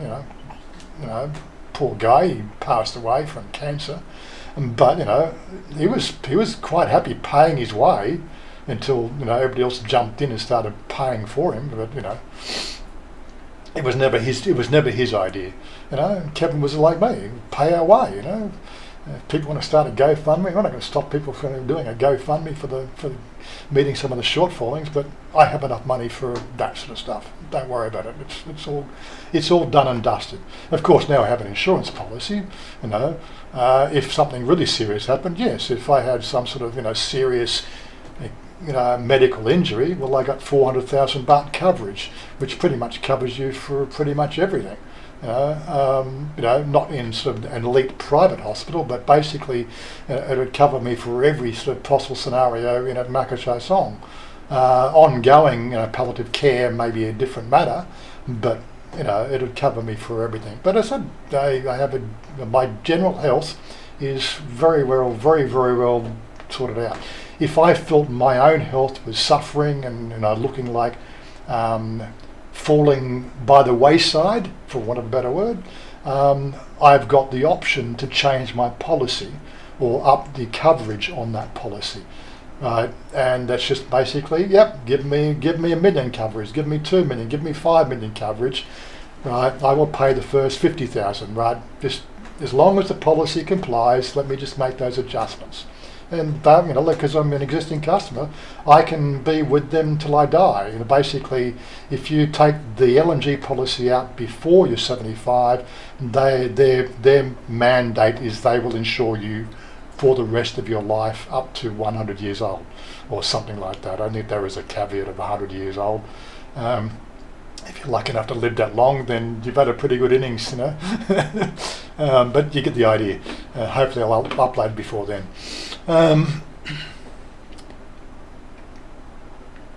What else we got going on? Stuck in Florida, g'day, how you doing? What else we got going on? Can't leave Sydney now because of the lockdown. Is that right, Paul? Yep. Everybody's still talking about the fact that all these lockdowns are going crazy shit. Stuck in Florida, Dalo. There are some really cool places in Florida, but I've been here about 30 years and ready to move on. Yes, I know. We keep on talking about that. He wants to come and live in Thailand. But are you ready to take care of your own health insurance there? Your own health, stuck in Florida. And this is one of the things that we really, I'm about owning your problems. That's why living in Thailand really didn't present a problem to me. I'm not risk averse. And those are some of the things that we never really talk about. And we talk about risk in the stock exchange and risk on buying Bitcoin, but how often do we talk about the risk of your own health? It is your health. It's an interesting sort of angle to look at. Ruinscape. How is the new home? May I ask rough price and what area? We're out in Saiha, put them on Saiha, which is there's the western border of the Bangkok province. We're about another 5 kilometres further west of that western border of the Bangkok province. For want of a better word, we paid 3.8 million for the house, or the bank paid 3.8 million. It's on Chanya's name, and we've done about 700,000 baht worth of upgrades to it. So that's where we are currently standing. Got a few other things to do to make it the perfect home, but that's about where we stand. I have $1 million baht as the put away aside. For all the niceties of the house, like the new dining table, the bedroom suite she wants done, a few other things like that she's still got to get. I've got to find where to put all the shit that we keep on buying. We need some kitchen cupboards, that's going to cost 20,000 baht to put that all together. You get the idea. So that's where we stand right now. Hopefully that answers your question. Thanks for what for 15 years in Thailand. AXA is 30% cheaper, but still over 20k baht a year. Yeah. So Sharon, what is the excess on that policy? What are you paying there, or is it a special policy that qualifies? I don't know. The trouble is, it all comes down to the fine print. As I said, in my case, I have to pay the first 100,000 baht. Of any coverage. You can actually take a 200,000 baht excess on that policy. It still complies, right? The amount of excess you choose to apply to the policy still complies, and it costs less. So I think my mate Jerry, he has insurance from an American company. It's an American insurance that covers him here in Thailand, right, of all costs. Right, that's his insurance. He pays through the nose for it because it's an American company, but it doesn't qualify for his visa renewal. So he's actually taken out a similar policy. I don't think it's with the one I'm using. I think it's another one. But he's also elected the 200,000. He's elected the 200,000 baht excess because, as he said, he'll never use it. He just wants to stamp in the book. So it costs him something like 6,000 or 7,000 baht a year. Right, on top of his 1900 baht renewal fee. That's what it costs to renew your insurance these days. when it comes down to this new COVID insurance bullshit we have to deal with for this new renewal. No idea of the cost yet, but I'll find out, in the next 4 weeks when I need to walk in the door and to say, what is it? What is it? We're at July 17th. So 30 days from now will put me into the 30-day window. So a month from now I'll go in just down the road there. What do I need to do? Who do I see? I know the insurance company I'm with my current health insurance, they also have a policy for this COVID insurance. I'll just get that added to my current policy on the same renewal dates, blah, blah, blah. Pay the money and Bob's your uncle. It's just stamp the book.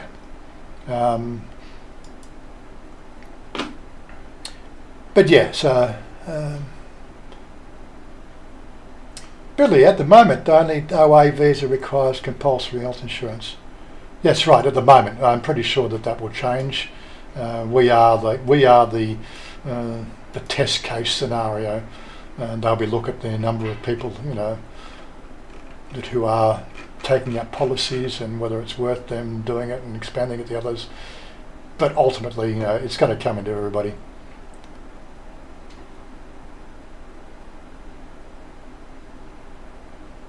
What are we talking about poisonous snakes for? You've got to live in Thailand. You've got to live in Australia. Poisonous creatures everywhere. Did you know that lovely little platypus, right? That platypus has a poison spike on it. Did you know that? I don't know. Most people don't realise. We talk about the drop bears. Those furry little platypuses with the duck bills. They've got a spine on them, which is poisonous. Everything in Australia is trying to kill you.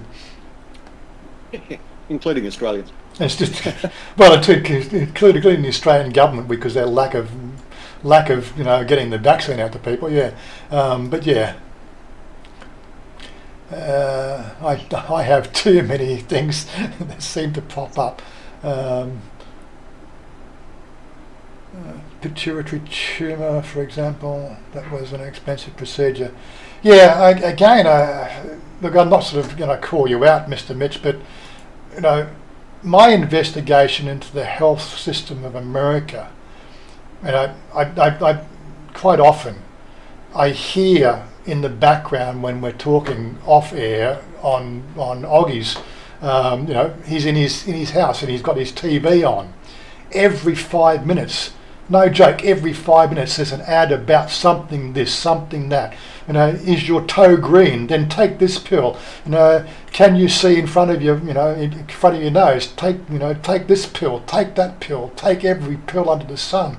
Ever since Roger Ramjet of the '60s, right? They've been indoctrinating the Americans to take a pill for something. You've been taking so many pills, you don't have an immune system anymore because it's run by the medical industry, right? And where are the studies, the fact that this pill plus that pill plus that pill plus that pill, where's the studies, where's the empirical data mining data where we can find where that combination with that blood type, with that person's medical history and that genomic sort of a sequencing of that person, how do we know that doesn't cause that pituitary tumour? How do we know?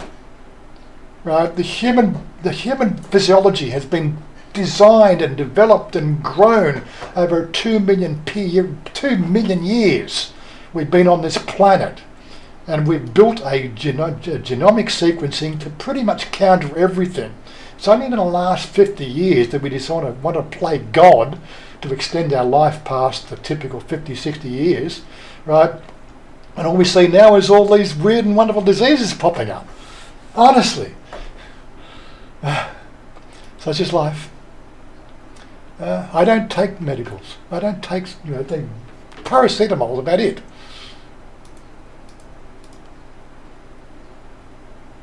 Oh, and of course the green medicine. I must admit the fact that I regularly partook of the green medicine, and now I'm regularly taking sort of CBD derivatives. Probably once a week. I'd like to get that at 2 or 3 times a week, but that's one of those sort of things. We'll get there.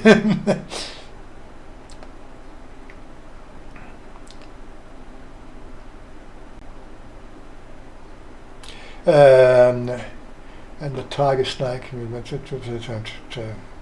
things keep on scrolling off my screen. We've got a bit of a fast chat rate at the moment, so what have we got? I was reading that 90-day coverage for COVID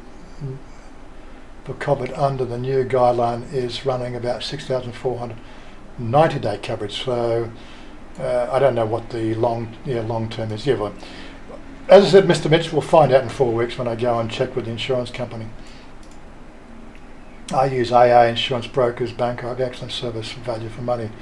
The trouble is, I don't think I can't. It doesn't seem to ring a bell as being one of the 12 mandatory agencies that they accept. Fear-driven economics, yes, Mr. Mitch. It's all fear-driven. We've got to be complacent with our own health. Let somebody else take care of it.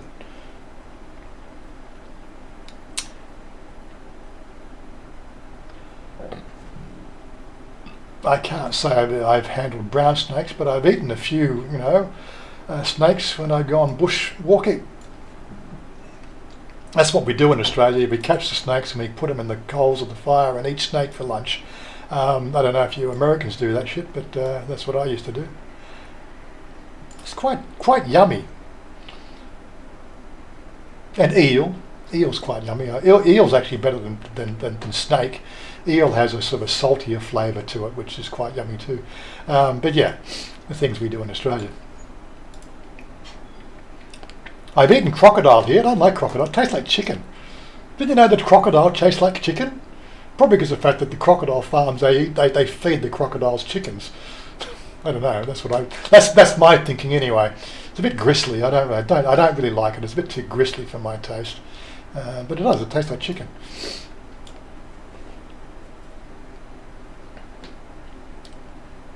And also we got, my opinion, 56-year-old, surely we don't need health cover if we're in good health.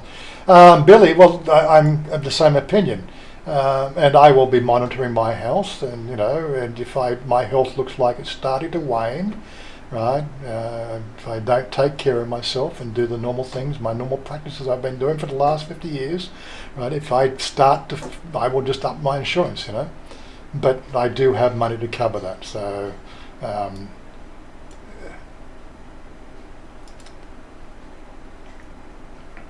Good numbers coming in. Thanks, guys. I haven't looked. What have we got for our 13 likes? Really?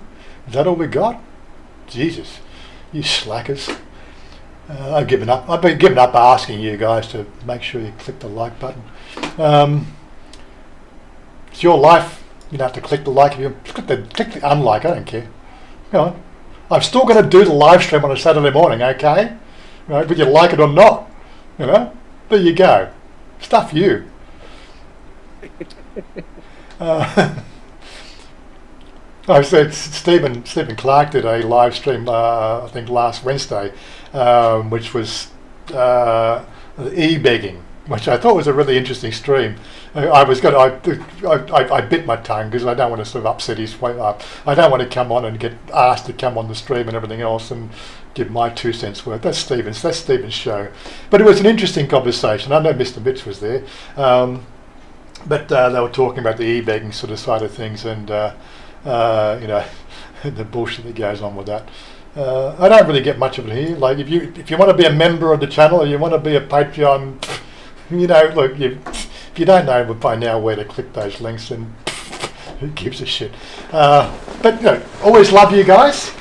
Whether you're a member of Patreon or not, the members and Patreons now are getting a little bit extra. It's not completely hidden. It means the other people that aren't members and aren't Patreons, right, they have to go looking for the stuff. Patreons and members, they get privy to extra stuff, which is just unlisted on the channel. And if you're creative or if you're an explorer, you'll be able to find the information, but you have to go get it, whereas they get notified that it happens, It's all. What can you do? I can't do anything more than give you advanced screening, right? I don't want to go private. I enjoy doing what I do. I think everybody should be given the same right. And again, we look at it. I get Netflix. Look at what we got for Netflix. What's available on Netflix? Let me sort of quickly just run up Netflix in the background here, and sort of mute the shit. What do you Don't get? crash your server again, was it? I'll try. No, wasn't me crashing that. Yeah. Sign in. There we go. Oh, really? Let me just do it on the browser. They need to fix that up. They really do. There you go. That's me. No, let's turn the audio off so we don't strike an audio thing. So, just the amount of stuff that like honestly, that I'm not getting paid by Netflix to promote Netflix, but here we are, Netflix in Thailand. I've already gone through and liked everything, and done all the, like they now know what I should do. I got what's in my list of stuff that I would like to watch. Some stuff I've already seen, but I want to watch it again. Come on, faster. My list. What's going on there? Oh, there we go. I wouldn't mind seeing that movie again. I remember The Saint from the 60s, so I want to watch that movie again. I remember seeing the movie, but it just, I want to watch it again. November Man, what was that one? That's got Pierce Bronson in it. So somebody recommended that the other day. Timeless. This is just my list of stuff that I want to watch. Right, and I get this for $13 US a month. How can anybody even justify, saying, like, subscribe to my channel for $2. Look, I can't give you anywhere near a fifth of what, or 1/6 of what you can get for Netflix for $13 a month. So it's really sort of almost, how can you even say, plug in for $2, $2, $3 a month, to support the channel? It's like, oh my God, it makes me sick to my stomach to even sort of make the process. But people like to give, and when they do, all I can do is give you a bit of advanced screening, and some, an email service, not run by me, but an email service run by Patreon or YouTube to tell you the fact that something special's up there for you. That's all you get, and I can't offer anything more. I've been trying to think what to do. Do I want to make special videos? Yeah, I could make special videos, but I need to know what to make as a special, subscriber only video. And I've been asking for 4 years on Patreon, tell me what you want me to make videos of that I don't have to go and spend a fortune to go and make. Like, I've had a few suggestions. When you're going to go to Cambodia and film Cambodia? Well, that requires me to go to Cambodia at my cost and do that, spending, a couple of $1,000, hotels and everything else, right, for a $2 membership. I don't want to go to Cambodia, guys. You get the idea. If I wanted to go to Cambodia, I would already been to Cambodia. I live in Thailand. There's enough in Thailand to explore. You get the idea. So, but that's just my list. TV shows. Oh, the stuff that you got on here is just incredible. I've been avoiding it because I know what I'm like, personality-wise. And for the last couple of weeks, oh my God, there's just so much to watch. There's so much to watch. It just goes on and on and on, and I have no idea what the full library's like. It's just bizarre. It only really suggests things that it gets to learn what you are as a person. If I log into Chanya's profile, I'd get a whole different listing of videos. You know how it goes. But it's amazing. Yeah, so $2 a month is just like, honestly, guys, if you feel like supporting the channel, go ahead. E-begging, it's not e-begging, it's just what you guys want to do if you really want to support the channel. It makes no difference to what I'm doing. Anyway, moving right along. Snake's gonna... and that's just scrolled off my screen again. Has anyone been to Philippines? Has anyone been Philippines considering on checking out Cebu? Well, I haven't been to the Philippines. You'll have to obviously ask the other guys, but I got a friend of mine that is quite honestly, he's privately sending me videos, right? Little 30-second clips from his phone about his lifestyle in the Philippines. As a retiree, an Australian retiree, I do get a fairly good feeling of what the Philippines is like. from his videos and his lifestyle, I prefer Thailand. I prefer my house. I prefer the things that I've got access to, and I've got absolutely no problem with the way things are run over here. Looking at his lifestyle, it's like perpetual camping, right? In my mind, it's I don't know. In the 90s when I ran my business, and I'd get a week a year to go on holidays. I'd go to Arawara up north of Coffs Harbour, and I'd stay in a little cabin, a 2-room cabin with my wife and my 2-year-old. You get the idea. And we're on the beach, and it's dirt everywhere, and dirt in your house, dirt outside your house. You got get the idea, dirt everywhere. That's, in my mind, that was luxury compared to what I see him living in, and that's what he considers to be something he likes. I'm sure there's the equivalent to what we got here, but that's what he's chosen to do in his life. It's interesting, but would I want to do that 24/7 for every day of the year? No, I prefer to live what I'm doing here. If it came down to money, and if I had half the money that I've got, then it'd probably be sort of an option, right? But that's really comes down to it. You live within your means. I'm living within my means. I'm not living in Jerry's got a 65,000 baht a month rental, long-term lease in his condo in on Sukhumvit there. Shit, I don't even spend that in a month, for everything. That's what his rent is, right? I'm not going to tell you what he spends. It's between you and Jerry. But he's publicly made it known that that's what he pays his rent. That's his lease. Thailand is what you make of it, right? There's a couple of shacks out here I could probably get for 500 baht a month. If you wanted a leaky roof, it's not a problem. If you get what I mean, it's just not a problem. It comes down to what floats your boat. You live within your means. Now, if you choose to live outside your means, that's invariably the people that we find have problems. They go to Pattaya, they have all these grandiose ideas about how much they're going to live on. A typical example would be somebody from an English retiree goes from England. 10 years ago, they chose to come to Thailand. Right? They were getting like 60. I could have sworn my door opened.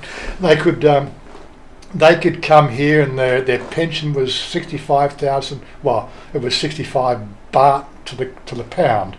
So they came here on a pension. They had very little money put aside. They came on a pension, right? They were comfortable in their lifestyle. They could drink down at the girly bars every day, hang out with their mates and drink themselves silly, right? And all of a sudden, their pension wasn't getting a CPI adjustment. That didn't worry them for the first few years. But then, of course, then the exchange rate went down. I think it's as low as it's actually gone up recently.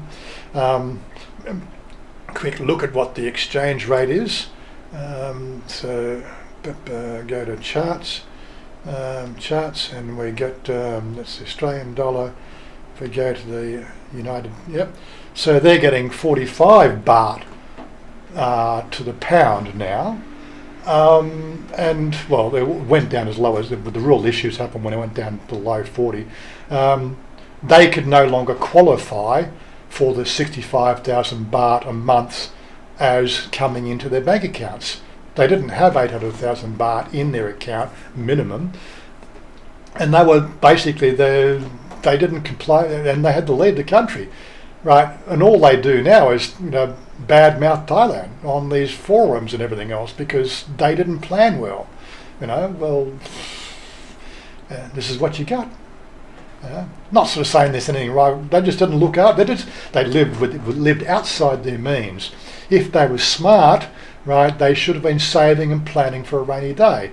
You could live in Pattaya for 30,000 baht a month, 30,000 baht easily. 10 years ago would have been not a problem, right? Take the other 30,000 baht a month, right? Stick that in the bank, let it accumulate. After 2 to 3 years, you'd have your 800,000 baht. right? And then you've got a nest egg. It doesn't matter how much is coming in. Your pension, whatever. It doesn't matter. It's all done. You've got your 800,000 baht. You can stay here forever, right? And as your dwindling amount of exchange rate went down, right, you live within your means. But people don't think like this. And this is where the biggest problem we had. Thailand really doesn't make you think like that. Life in general doesn't make you think like that. But if you're going to come here for a long time, you've got to make some plans. Anyway. Mr. Mitch, I'm sorry, when was that? How long ago did you say that? Hunting for a drop bear. How far am I off the planet with this? Anyway, he always wanted to hunt for drop bear. Yeah, I heard it's a rite of passage to catch one bear barehanded and gut them with a dull knife. Anyone ever done that yet? No, only Americans do that, Pitch. So only Americans, because there's something about, we've actually bred the drop bear to specifically like American blood, right? An Australian can walk through those forests and yet never see one, because we're Australian, we're not scared of them, but we've actually particularly bred the drop bear to really seek out American blood. So when we take an American friends through the French forest, we go ahead, and they don't know. We can walk through the forest, no problem, right? If you don't keep up with this, they'll drop out and they'll attack you. That's it. Sorry. I did suggest to Mitch that he could probably chase one of the old ones and cull a little colony. He's over 18, so he can't get that under 18. I've got a drop bear medallion now. Oh, okay, right, yeah, of course. I did.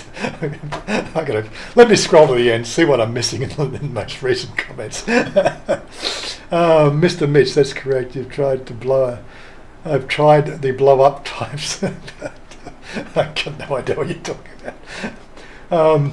Currently in the US, living with my ex-girlfriend and her 2 dogs. No kidding, the dogs are a real pleasure to be around. We got a cat. Now that we got a cat, we won't get a dog. I don't want dogs and cats fighting in my yard. Sorry. That's the end of you. That's the end of peace and quiet. Our cat, no joke, it comes and sleeps on the end of our bed most of the time. Oh, honestly, that's when we're in the bed, of course. She's wants to get out at 5 o'clock in the morning. At least Chanya gets out of bed and opens the door.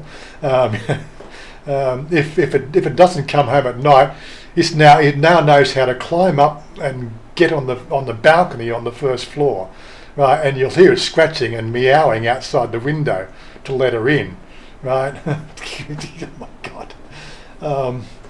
My dog never did that, honestly. My dog was good.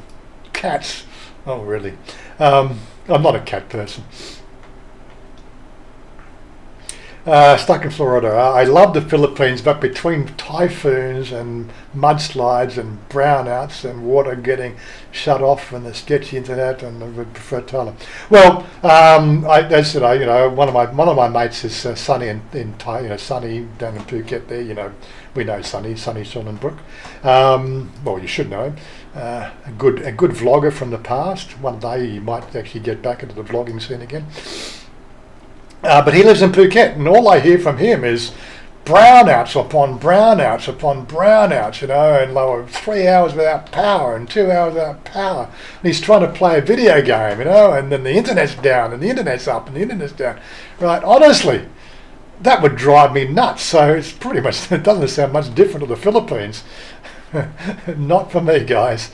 And of course, the price of living in Phuket can be almost double of what it lives to live here, even if you're a Thai.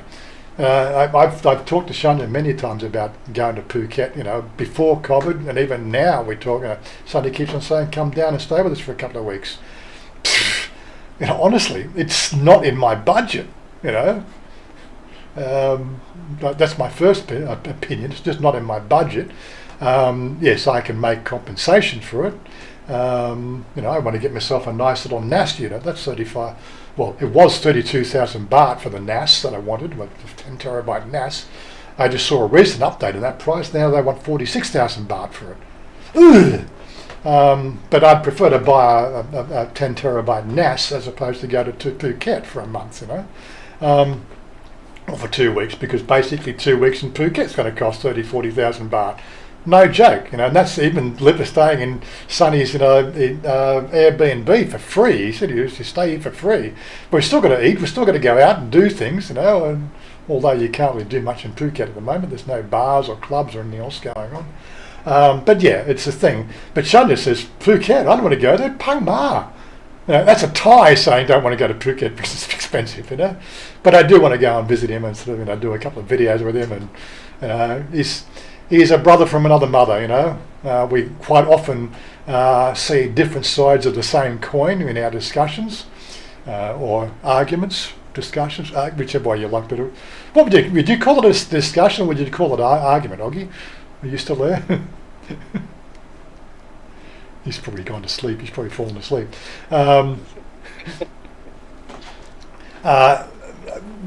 Two alpha males talking. Robust discussion, Wazza? You call it a robust discussion? A robust discussion. Two alpha males on the different sides of a coin, like the argument we had a couple of weeks ago about the fact that a visa costs 25,000 baht to renew. Doesn't matter what visa it is.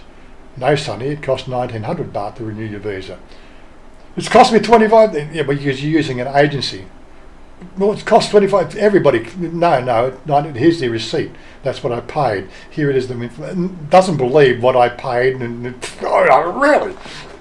That's the discussion we have, But that's Sonny's idea, and what Sonny sees, and that's his worldview. It's all good, We still talk to each other. We have arguments, but we still talk to each other. He's a good guy. But yeah, a lot of people would not deal with that shit, Maybe he's an Aussie, but he's American. He's a German American, lived in America, living in Thailand for 21 years. He's seen a good deal of life, and he's a pretty good guy. Not sure what I'd call those discussions. Yeah, there you are. You are awake. I know I called it over. Yeah, that's it. Yeah. What was the last one about? I can't remember what was the last one about. Oh, that's right. Yeah, we were talking about what would we do in this hypothetical situation.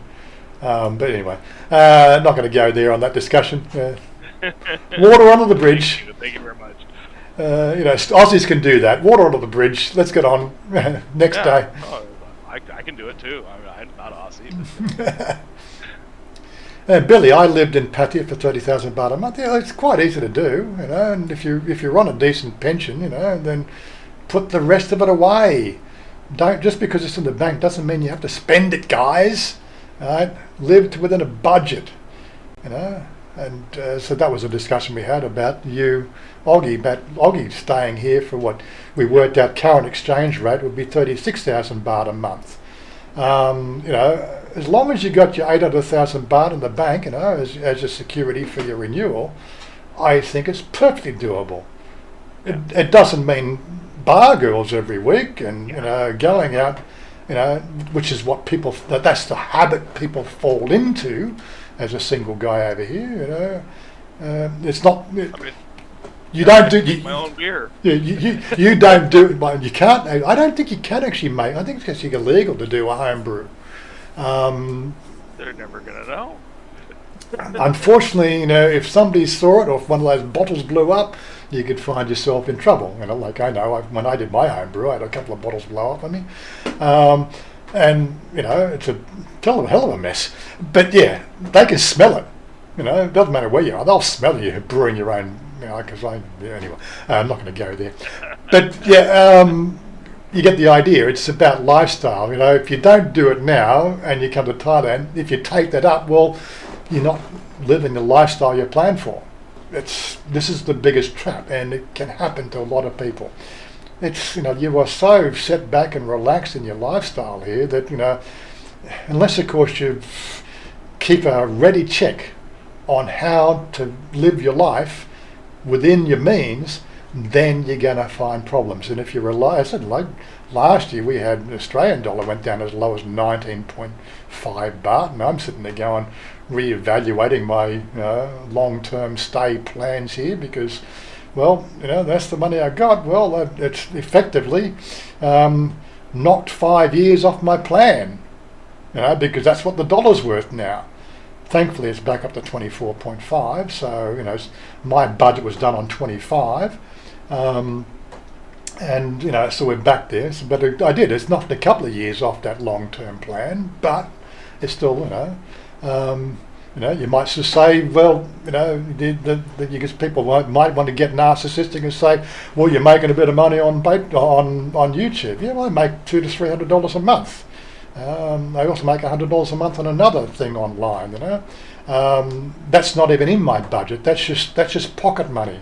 Buys Chanya dresses and buys, once a week we go out and eat restaurants and things like that.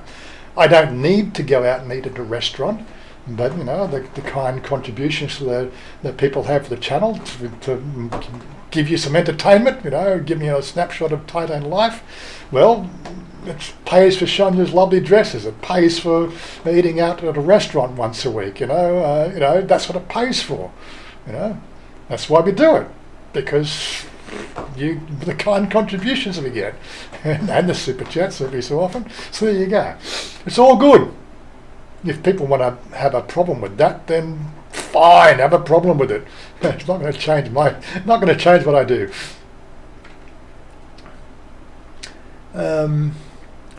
Yeah, but I do draw the line of, as Stephen sort of said on that whole e-bagging thing, I do draw the line at the typical channels. I don't even know what channels he means, but there are channels there based in Thailand, spend the last 3 minutes of every video hammering the Patreon stuff. But why would you single the Thailand stuff out? Like, I've got gaming channels, right, that I watch. You don't believe me? Gaming channels, you go to a gaming channel. Okay, go to YouTube, open YouTube, right, this, go to my history, look at one of these ones here, yeah, like this one here. So you go to this one here. Now, I'm not going to play the audio, but you go to the end of there we go. So there's his plug, 2 minutes out from,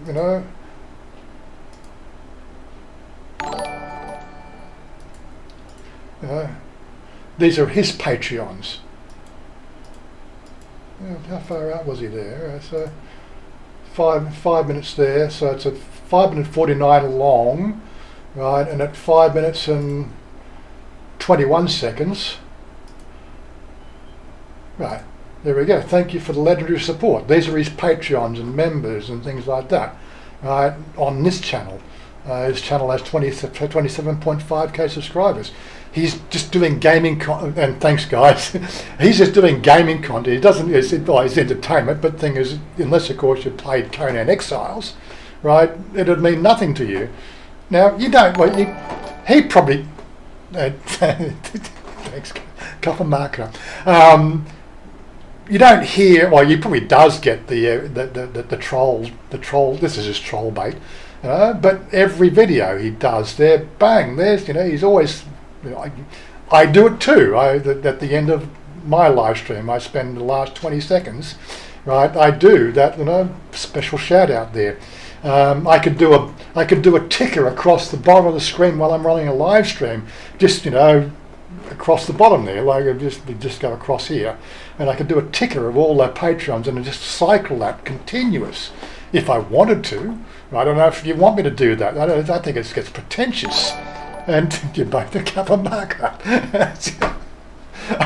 The whole idea was making a point, not asking for I can't win. Because now of course the trolls are jumping. It's there, because you mention your Patreon members and then Oggy, you're a bloody member. What are you doing, Oggy? Seriously, you make me feel embarrassed. Bears need to be protected. Oggy, drop bears are feral. They just don't like Americans. The point I'm making is the fact that it's just not Thailand videos. Wake up and, wake up and smell the roses, guys. This guy, on a 5 minutes 49 video, at 5 minutes and 18 seconds, he starts, and that's it. He just, that's it. It just leaves a 30 seconds of video up there, just, that's his Patreons, right? You go to other channels like that I watch, they do it it's part of the ecosystem of YouTube, and we will explain the fact that, well, I will even sort of defend it in retrospect to the fact that 5 years ago, your CPM, which is the value you get from, look, I've got no problem at telling you what I freaking make. Jesus Christ, what am I doing? Let me just go to the dashboard. Okay, go to analytics. We're not digging for that. We're just wanting to give you a bad time. Of course they are. It's like this channel is so transparent. I know people don't talk about this, but I will. You've got to know how the system works, right? You've got this thing here called revenue. So you got your CPM. So that's your playback CPM, right? That's the value of this channel, right? On the cost of a CPM, clicks per something. Anyway, 5 years ago, it was 4 times that value, right? Retrospectively, well, of course, my channel's grown, but that CPM rate was 4 times what it is now. Basically, we had a thing in 2017 called the ad apocalypse. Okay, the ad apocalypse was where the advertisers on YouTube bailed out. Okay, so what happened is the fact that YouTube had to lower their fees to get the advertisers back, and they had to bring in all this new, bullshit and all these new rules and regulations, and made the ecosystem of YouTube, accountable. Is probably the only way I would talk about it, right? And so that's what happens, right? Google doesn't run without advertising, right? We only get a quarter of what that quarter value of what we used to get, right? So they brought in the membership system, right? And the membership system exists as their way of paying back. They can't get advertisers to advertise anymore, right? And when they do get advertisers, the advertisers are being very specific about what their content goes on and where it goes, and what ads they're doing, and the slightest derivation from what they call the green space, I'd use the word green space in that ecosystem, the safe area, the cotton wool area. What do we call it? We call it what do we call those guys now? The cotton wool guy, the Snowflakes. Snowflakes. That's what it was. The snowflake. If it's not suitable for the snowflakes, it doesn't get money. So even these live streams have a potential to breach that snowflake safe area of YouTube.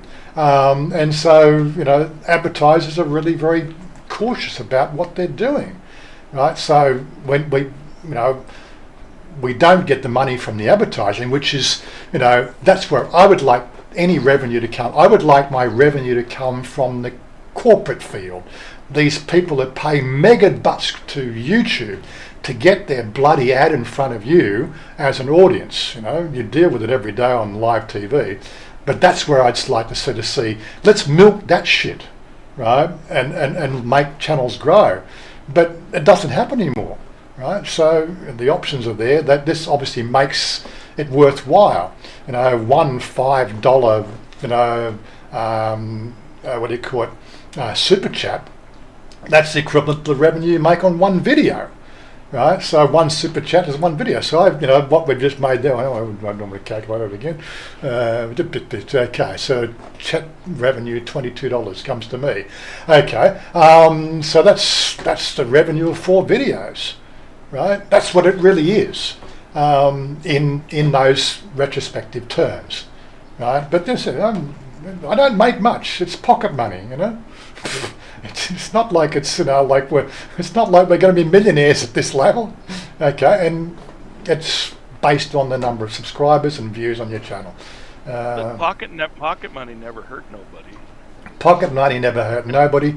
And look, quite frankly, I'm sure these arseholes that complain about the pocket money we make on YouTube, right? I'm sure they were out there selling papers or doing delivery runs for chemists when they were 15, not paying tax and everything else.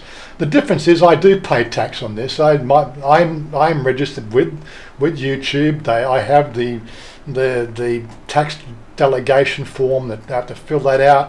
They actually asked me to refill that out last year or this year because they'd lost the details from 4 years ago or 5 years ago. I do it with Patreon. I do it with the other things I do, the other money I make on. Right? You never hear of the money people make as you know, like doing novels. This is one of the things Oggie's going to do. He's going to be a writer when he gets over here. That's going to be his main source of income. You know, writing these e-books and things like that on, you know, Amazon. You know, that's what he's going to do. He's going to make some money from that. You never hear about the e-begging on that, you know. It's just It's not YouTube. e-begging, you're giving them something in Yeah, exchange that's it. for, you know, it's a revenue stream. Yeah, well, I'm giving something here. I'm giving, you know, my weird take on life, you know. Well, you're giving it away for free. You're a slut. Exactly. So as I said, it's all gratefully appreciated when it does come through, you know, it's nothing like that. We had a few big months there, April, you know. It varies. You know, July there that year, that was July. Oh, July. That's this month. Haven't quite made that much there. So yeah, it varies. It varies every month. Different videos do different things. Kitchen renovation, that's made $10. Bangkok heading for lockdown, that's made $9. This video I made, I should do more of these videos. Where do you meet a nice ladyboy? That still gets paid every month, you know. You know, I did that video was 9 months ago. So you want to move to Thailand? That one's okay. So that was done. I didn't realise that was doing still pretty well. What Don Wyatt? That was a couple of weeks ago. They're still getting paid. You get the idea, but it's, you know, if you see more, this is, I don't know. Do you want to know about this shit? You know, it's, you know, I got 550 videos on my channel, you know, and you know, you can see there's only about, you know, maybe how many's on that page? I don't know. Is it? Maybe 50. It's only about 50 videos actually get money, you know, out of 500. So only 1/10 of my content is revenue stream, you know. And again, revenue stream, you know, 20 cents. Oh my God, yeah, I'm gonna retire on 20 cents. You get the idea. People don't realise how the ecosystem works. You know, I would have loved sort of, you know, Stephen to actually sort of be a little bit more transparent about that. You know, it doesn't make sense. You know, this shit that these people complain about, they have no idea how the system works and what it's really worth at a channel this size, or a channel, you know, like the struggling channels that just broke into the they got monetized, they've got their 1,000 subscribers, they got their 4,000 hours up, right? Their first check comes in about 6 months after that, you know, when they've actually made their first $100, right? They struggle to get up that line, and they completely, their channel just completely implodes because they've got monetized, they've done all that thing, right? And then, what? I did all this work for that little amount? They have no idea. They really don't. I feel sorry for them sometimes. But that's the other sort of side of YouTube, the fact that in this COVID lockdown situation, you know, that's the ecosystem where we got more and more people doing their TikTok bullshit, right? And it's just become a joke, right? It really has become a joke. And of course, you know, there's only so many eyes on YouTube, right? You know, and of course, people are now not going to. You become a sort of member on 5 channels, right? That's a Netflix subscription, right? Well, they sort of say, well, I'm going to take my $10 here, I'm going to put that on Netflix. You know, I'm getting more value out of Netflix now, and that's what happens. It comes and goes. It's all part of the system, and if you're not grown up to deal with it, then get out of the ecosystem, because it's just. If you want to kick the tires of it, you go ahead, whatever. Wake up and see real life for a change. I give up with these people, I really do. Anyway, I just realised we're 10 minutes past the hour. We need to wrap things up. What do we say? Dowlow, I'm in for the South, that's Mark, and why should you be rewarded for the work, and why shouldn't you be? Well, as I said, it's again, if you feel that you know, the work I put into it, You know, and look, I've done a costing, right? So in my career, $120,000 a year, you know, as my salary, right? You know, working 50 hours a week. You know, my hourly rate was something like $47 an hour or something like. I can't remember. I did the numbers. I really can't remember what it was. It worked out about $47 an hour, and I felt poor. Right, for the amount of time I put in here, I make about $1.50 per hour. Definitely well under what they call minimum wage that people are complaining about in America. And people are getting $17 an hour in Australia, I think, minimum wage. I'm getting about $1.50 an hour for the time I put in. You know, are you going to begrudge me of that? You know, and of course the tax man wants 30% of it. 30% of my $1.50. Well, okay, whatever. You know, it's, you know, we don't hear about you complaining about the tax man sort of, you know, taking 30% of my pocket money. Honestly, guys, these people who like, I've got no time for these arseholes. I want to have an issue with it. Not going to change what I do. I enjoy what I'm doing. It's a hobby, and I love doing what I'm doing. Yeah, the channel could go big. It could explode. This sort of stuff, this sort of discussion, this sort of end of the live stream sort of, you know, transparency is what really blows up a channel. Like, blows up, makes it go big, because you know, you're giving the secret sauce. But then more than likely, YouTube will sort of say, well, I'm sorry, there's too many swear words in that one, and they'll demonetize the video. You know, the ecosystem, the creative captions, that's running all the time. I know when Stephen used to come onto the Discord and we live stream, and his pronunciation was more identifiable as a language than my version of saying, oh, fuck you, right? And he would probably say 2 times as many, you know, swear words as I would. So, you know, back then they would demonetize the videos. Essentially going through pretty well, demonetize actually means the advertising revenue doesn't come in, whereas the super chats still go through. They don't demonize that sort of stuff. They don't sort of say you don't get that, if you know what I mean. YouTube has got the Freedom of Expression Award, sponsored by YouTube. Look it up. 200 thumbs up, 5 turns thumbs. Yeah, right. Yeah. And Angry Buddha, stop doing that, guys. You're members. Start giving me. It's your members that appreciate you. Is that what Exactly, it is? Yogi. Exactly. No, I'll give you a call out in a minute, Todd, for what you did. No. Brother from another mother. Yeah, I won't even mention him. He didn't even get a listing on the closing credit screen. Do I put you up on the closing screen as one of the supporters? I'll put your name up there, just really get you embarrassed. But yeah, okay. I had a guy a couple of years ago when we opened the salon. He was concerned about putting in my PayPal, so I gave him Chanya's PayPal account. He gave Chanya $1,000 US as starting up capital for the salon. $1,000 US. Now that thankfully doesn't go on that goes on her books. But you know, it was very much appreciated. You know, she's currently not making any money. The salon is closed. You know, we still have to pay rent. You know, people in the upper class here in Thailand, and I suppose it's happened in Australia and America the same way. We don't see people sort of saying, "Oh, we'll give you 3 months rent free on that property because you don't make money." No, sorry, you still have to pay your rent.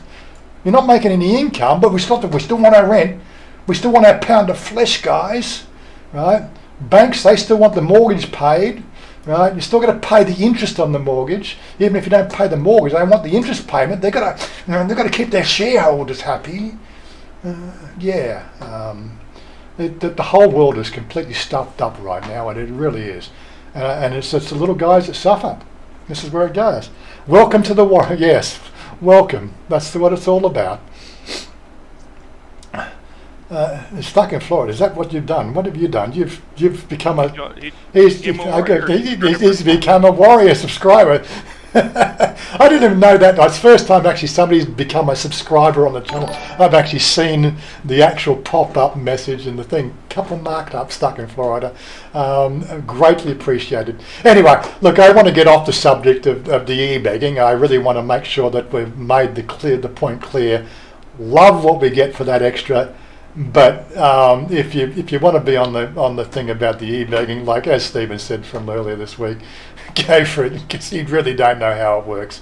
You've got no idea, right? And there is absolutely nothing stopping those people from starting a YouTube channel, finding something to make videos about, and doing them. There is absolutely no criteria to stop them from doing it. No, they just want to stop you from doing it because they're too freaking lazy to do it themselves. Right? No, now I want a Big Mac. Now you want a Big Mac. Anyway. Damn you, Dallo. We want to go and play some gaming, I'm sure. We want to go and do something. We want to be really frank and to the point and swear and curse and everything else on our Discord channel. And nobody else has come in and said hello. Right? If you want to swear, want the swearing and cursing version of our live stream, we'll still be live here. And Todd has offered to be a DJ, so he wants the DJ a streaming music channel. Yeah, so come in and listen to some audio. He knows how to start putting out the jam and the tunes and the sounds. Yeah, he knows how to run the DJ box. So he's read the instruction. And Dallo just subscribed. Subscribe to what? What? You were already a subscriber. What am I getting subscribed to? What? You were already a subscriber. Subscriber. He probably unclicked and clicked. Oh, did he? Whatever. You're confusing me, guys. I don't know what's going on. I do want to wrap this thing up. I normally try to go for 2 hours. We were cut an hour short from last week's video because the internet crapped out on us. But I suppose that gives us a little bit, carte blanche license to be a little bit more flexible. But other than that. Look, I could just continue to rant about the whole e-begging thing. It's just it was a topic from this week, and I know most of you guys saw it because you were there. So there you go. See, he did exactly what I thought he did. He unsubscribed and subscribed. Good job, Dallo. Good job, Dallo. Anyway, we do want to wrap it up. I got to get the closing screen. Let's get the banner and look. I'll go off headphones here on the channel from the Discord for a second while we do the close out my music. And Second Life, here we come. Second Life or whatever. And we're going to go see how our purge is going. See if we're going to go and do it. We've still got another 45 minutes for a purge option. I've never craved a Big Mac or a Whopper. Crap here. Another thing, again, the Big Macs and the Whoppers here in Thailand, no joke, they look like the pictures you get on the screen. Oh, hell. Amazing. Good food, then. they actually look edible here. I should do more of that shit. I really should. Welcome, Shannon. All right. Welcome, Shannon. Yeah, thanks very much, Shannon. Great having you on board. You'll get notices of all those little extra bits and pieces we do here, and I will be doing more of them. More and more people want that sort of stuff, so you get advanced screening on everything. And if YouTube do their thing properly, you should get some sort of notice when I put out again. Quickly just show you again. So if I go into there, you get these little notices on the community list. As if you don't know how the community tab works, like I said, when I do these videos, it goes out. You get a video for all the little things that we do. These are the ones they're unlisted. They're there, but that's what you get as being part of the community, and it goes to our members only. Doesn't matter what level of membership. I really only encourage a $2 a month membership because I really can't justify it anymore. For what you can get for $13 a month, God, I'd have to really lift my game. But again, it is unique content which you'll get nowhere else. And any ideas you want for videos and everything else, let me know. I told him to show putting the lawnmower together, so That's my fault. Yeah, that's right. So he said put the that. Yeah, he said put the lawnmower. They say assembling a lawnmower, which that was the 15-minute video. How to assemble an electric lawnmower. That'll go live tomorrow for the regular people. But you get an email sort of says there, blah blah blah. You get the whole idea. And even if you're on the Discord, you get you get in the Discord channel. We do have our, if you're part of the inner crew, we do have, if I go small again, it doesn't cost you anything to be on the Discord, right? Apart from so you get the same stuff here. I'll let you know as long as you're plugged into the channel and Discord. So again, I look after my friends, but yeah, it's all there, and I'm going to close it. I'm out of here. See you later, guys. Just stop talking and play the music. Stop talking and play the music, he said. Stop talking, play. Where's the buttons? Okay, click this button, and then I click that button. Peace out, guys. Love you. See you next week, and stay tuned.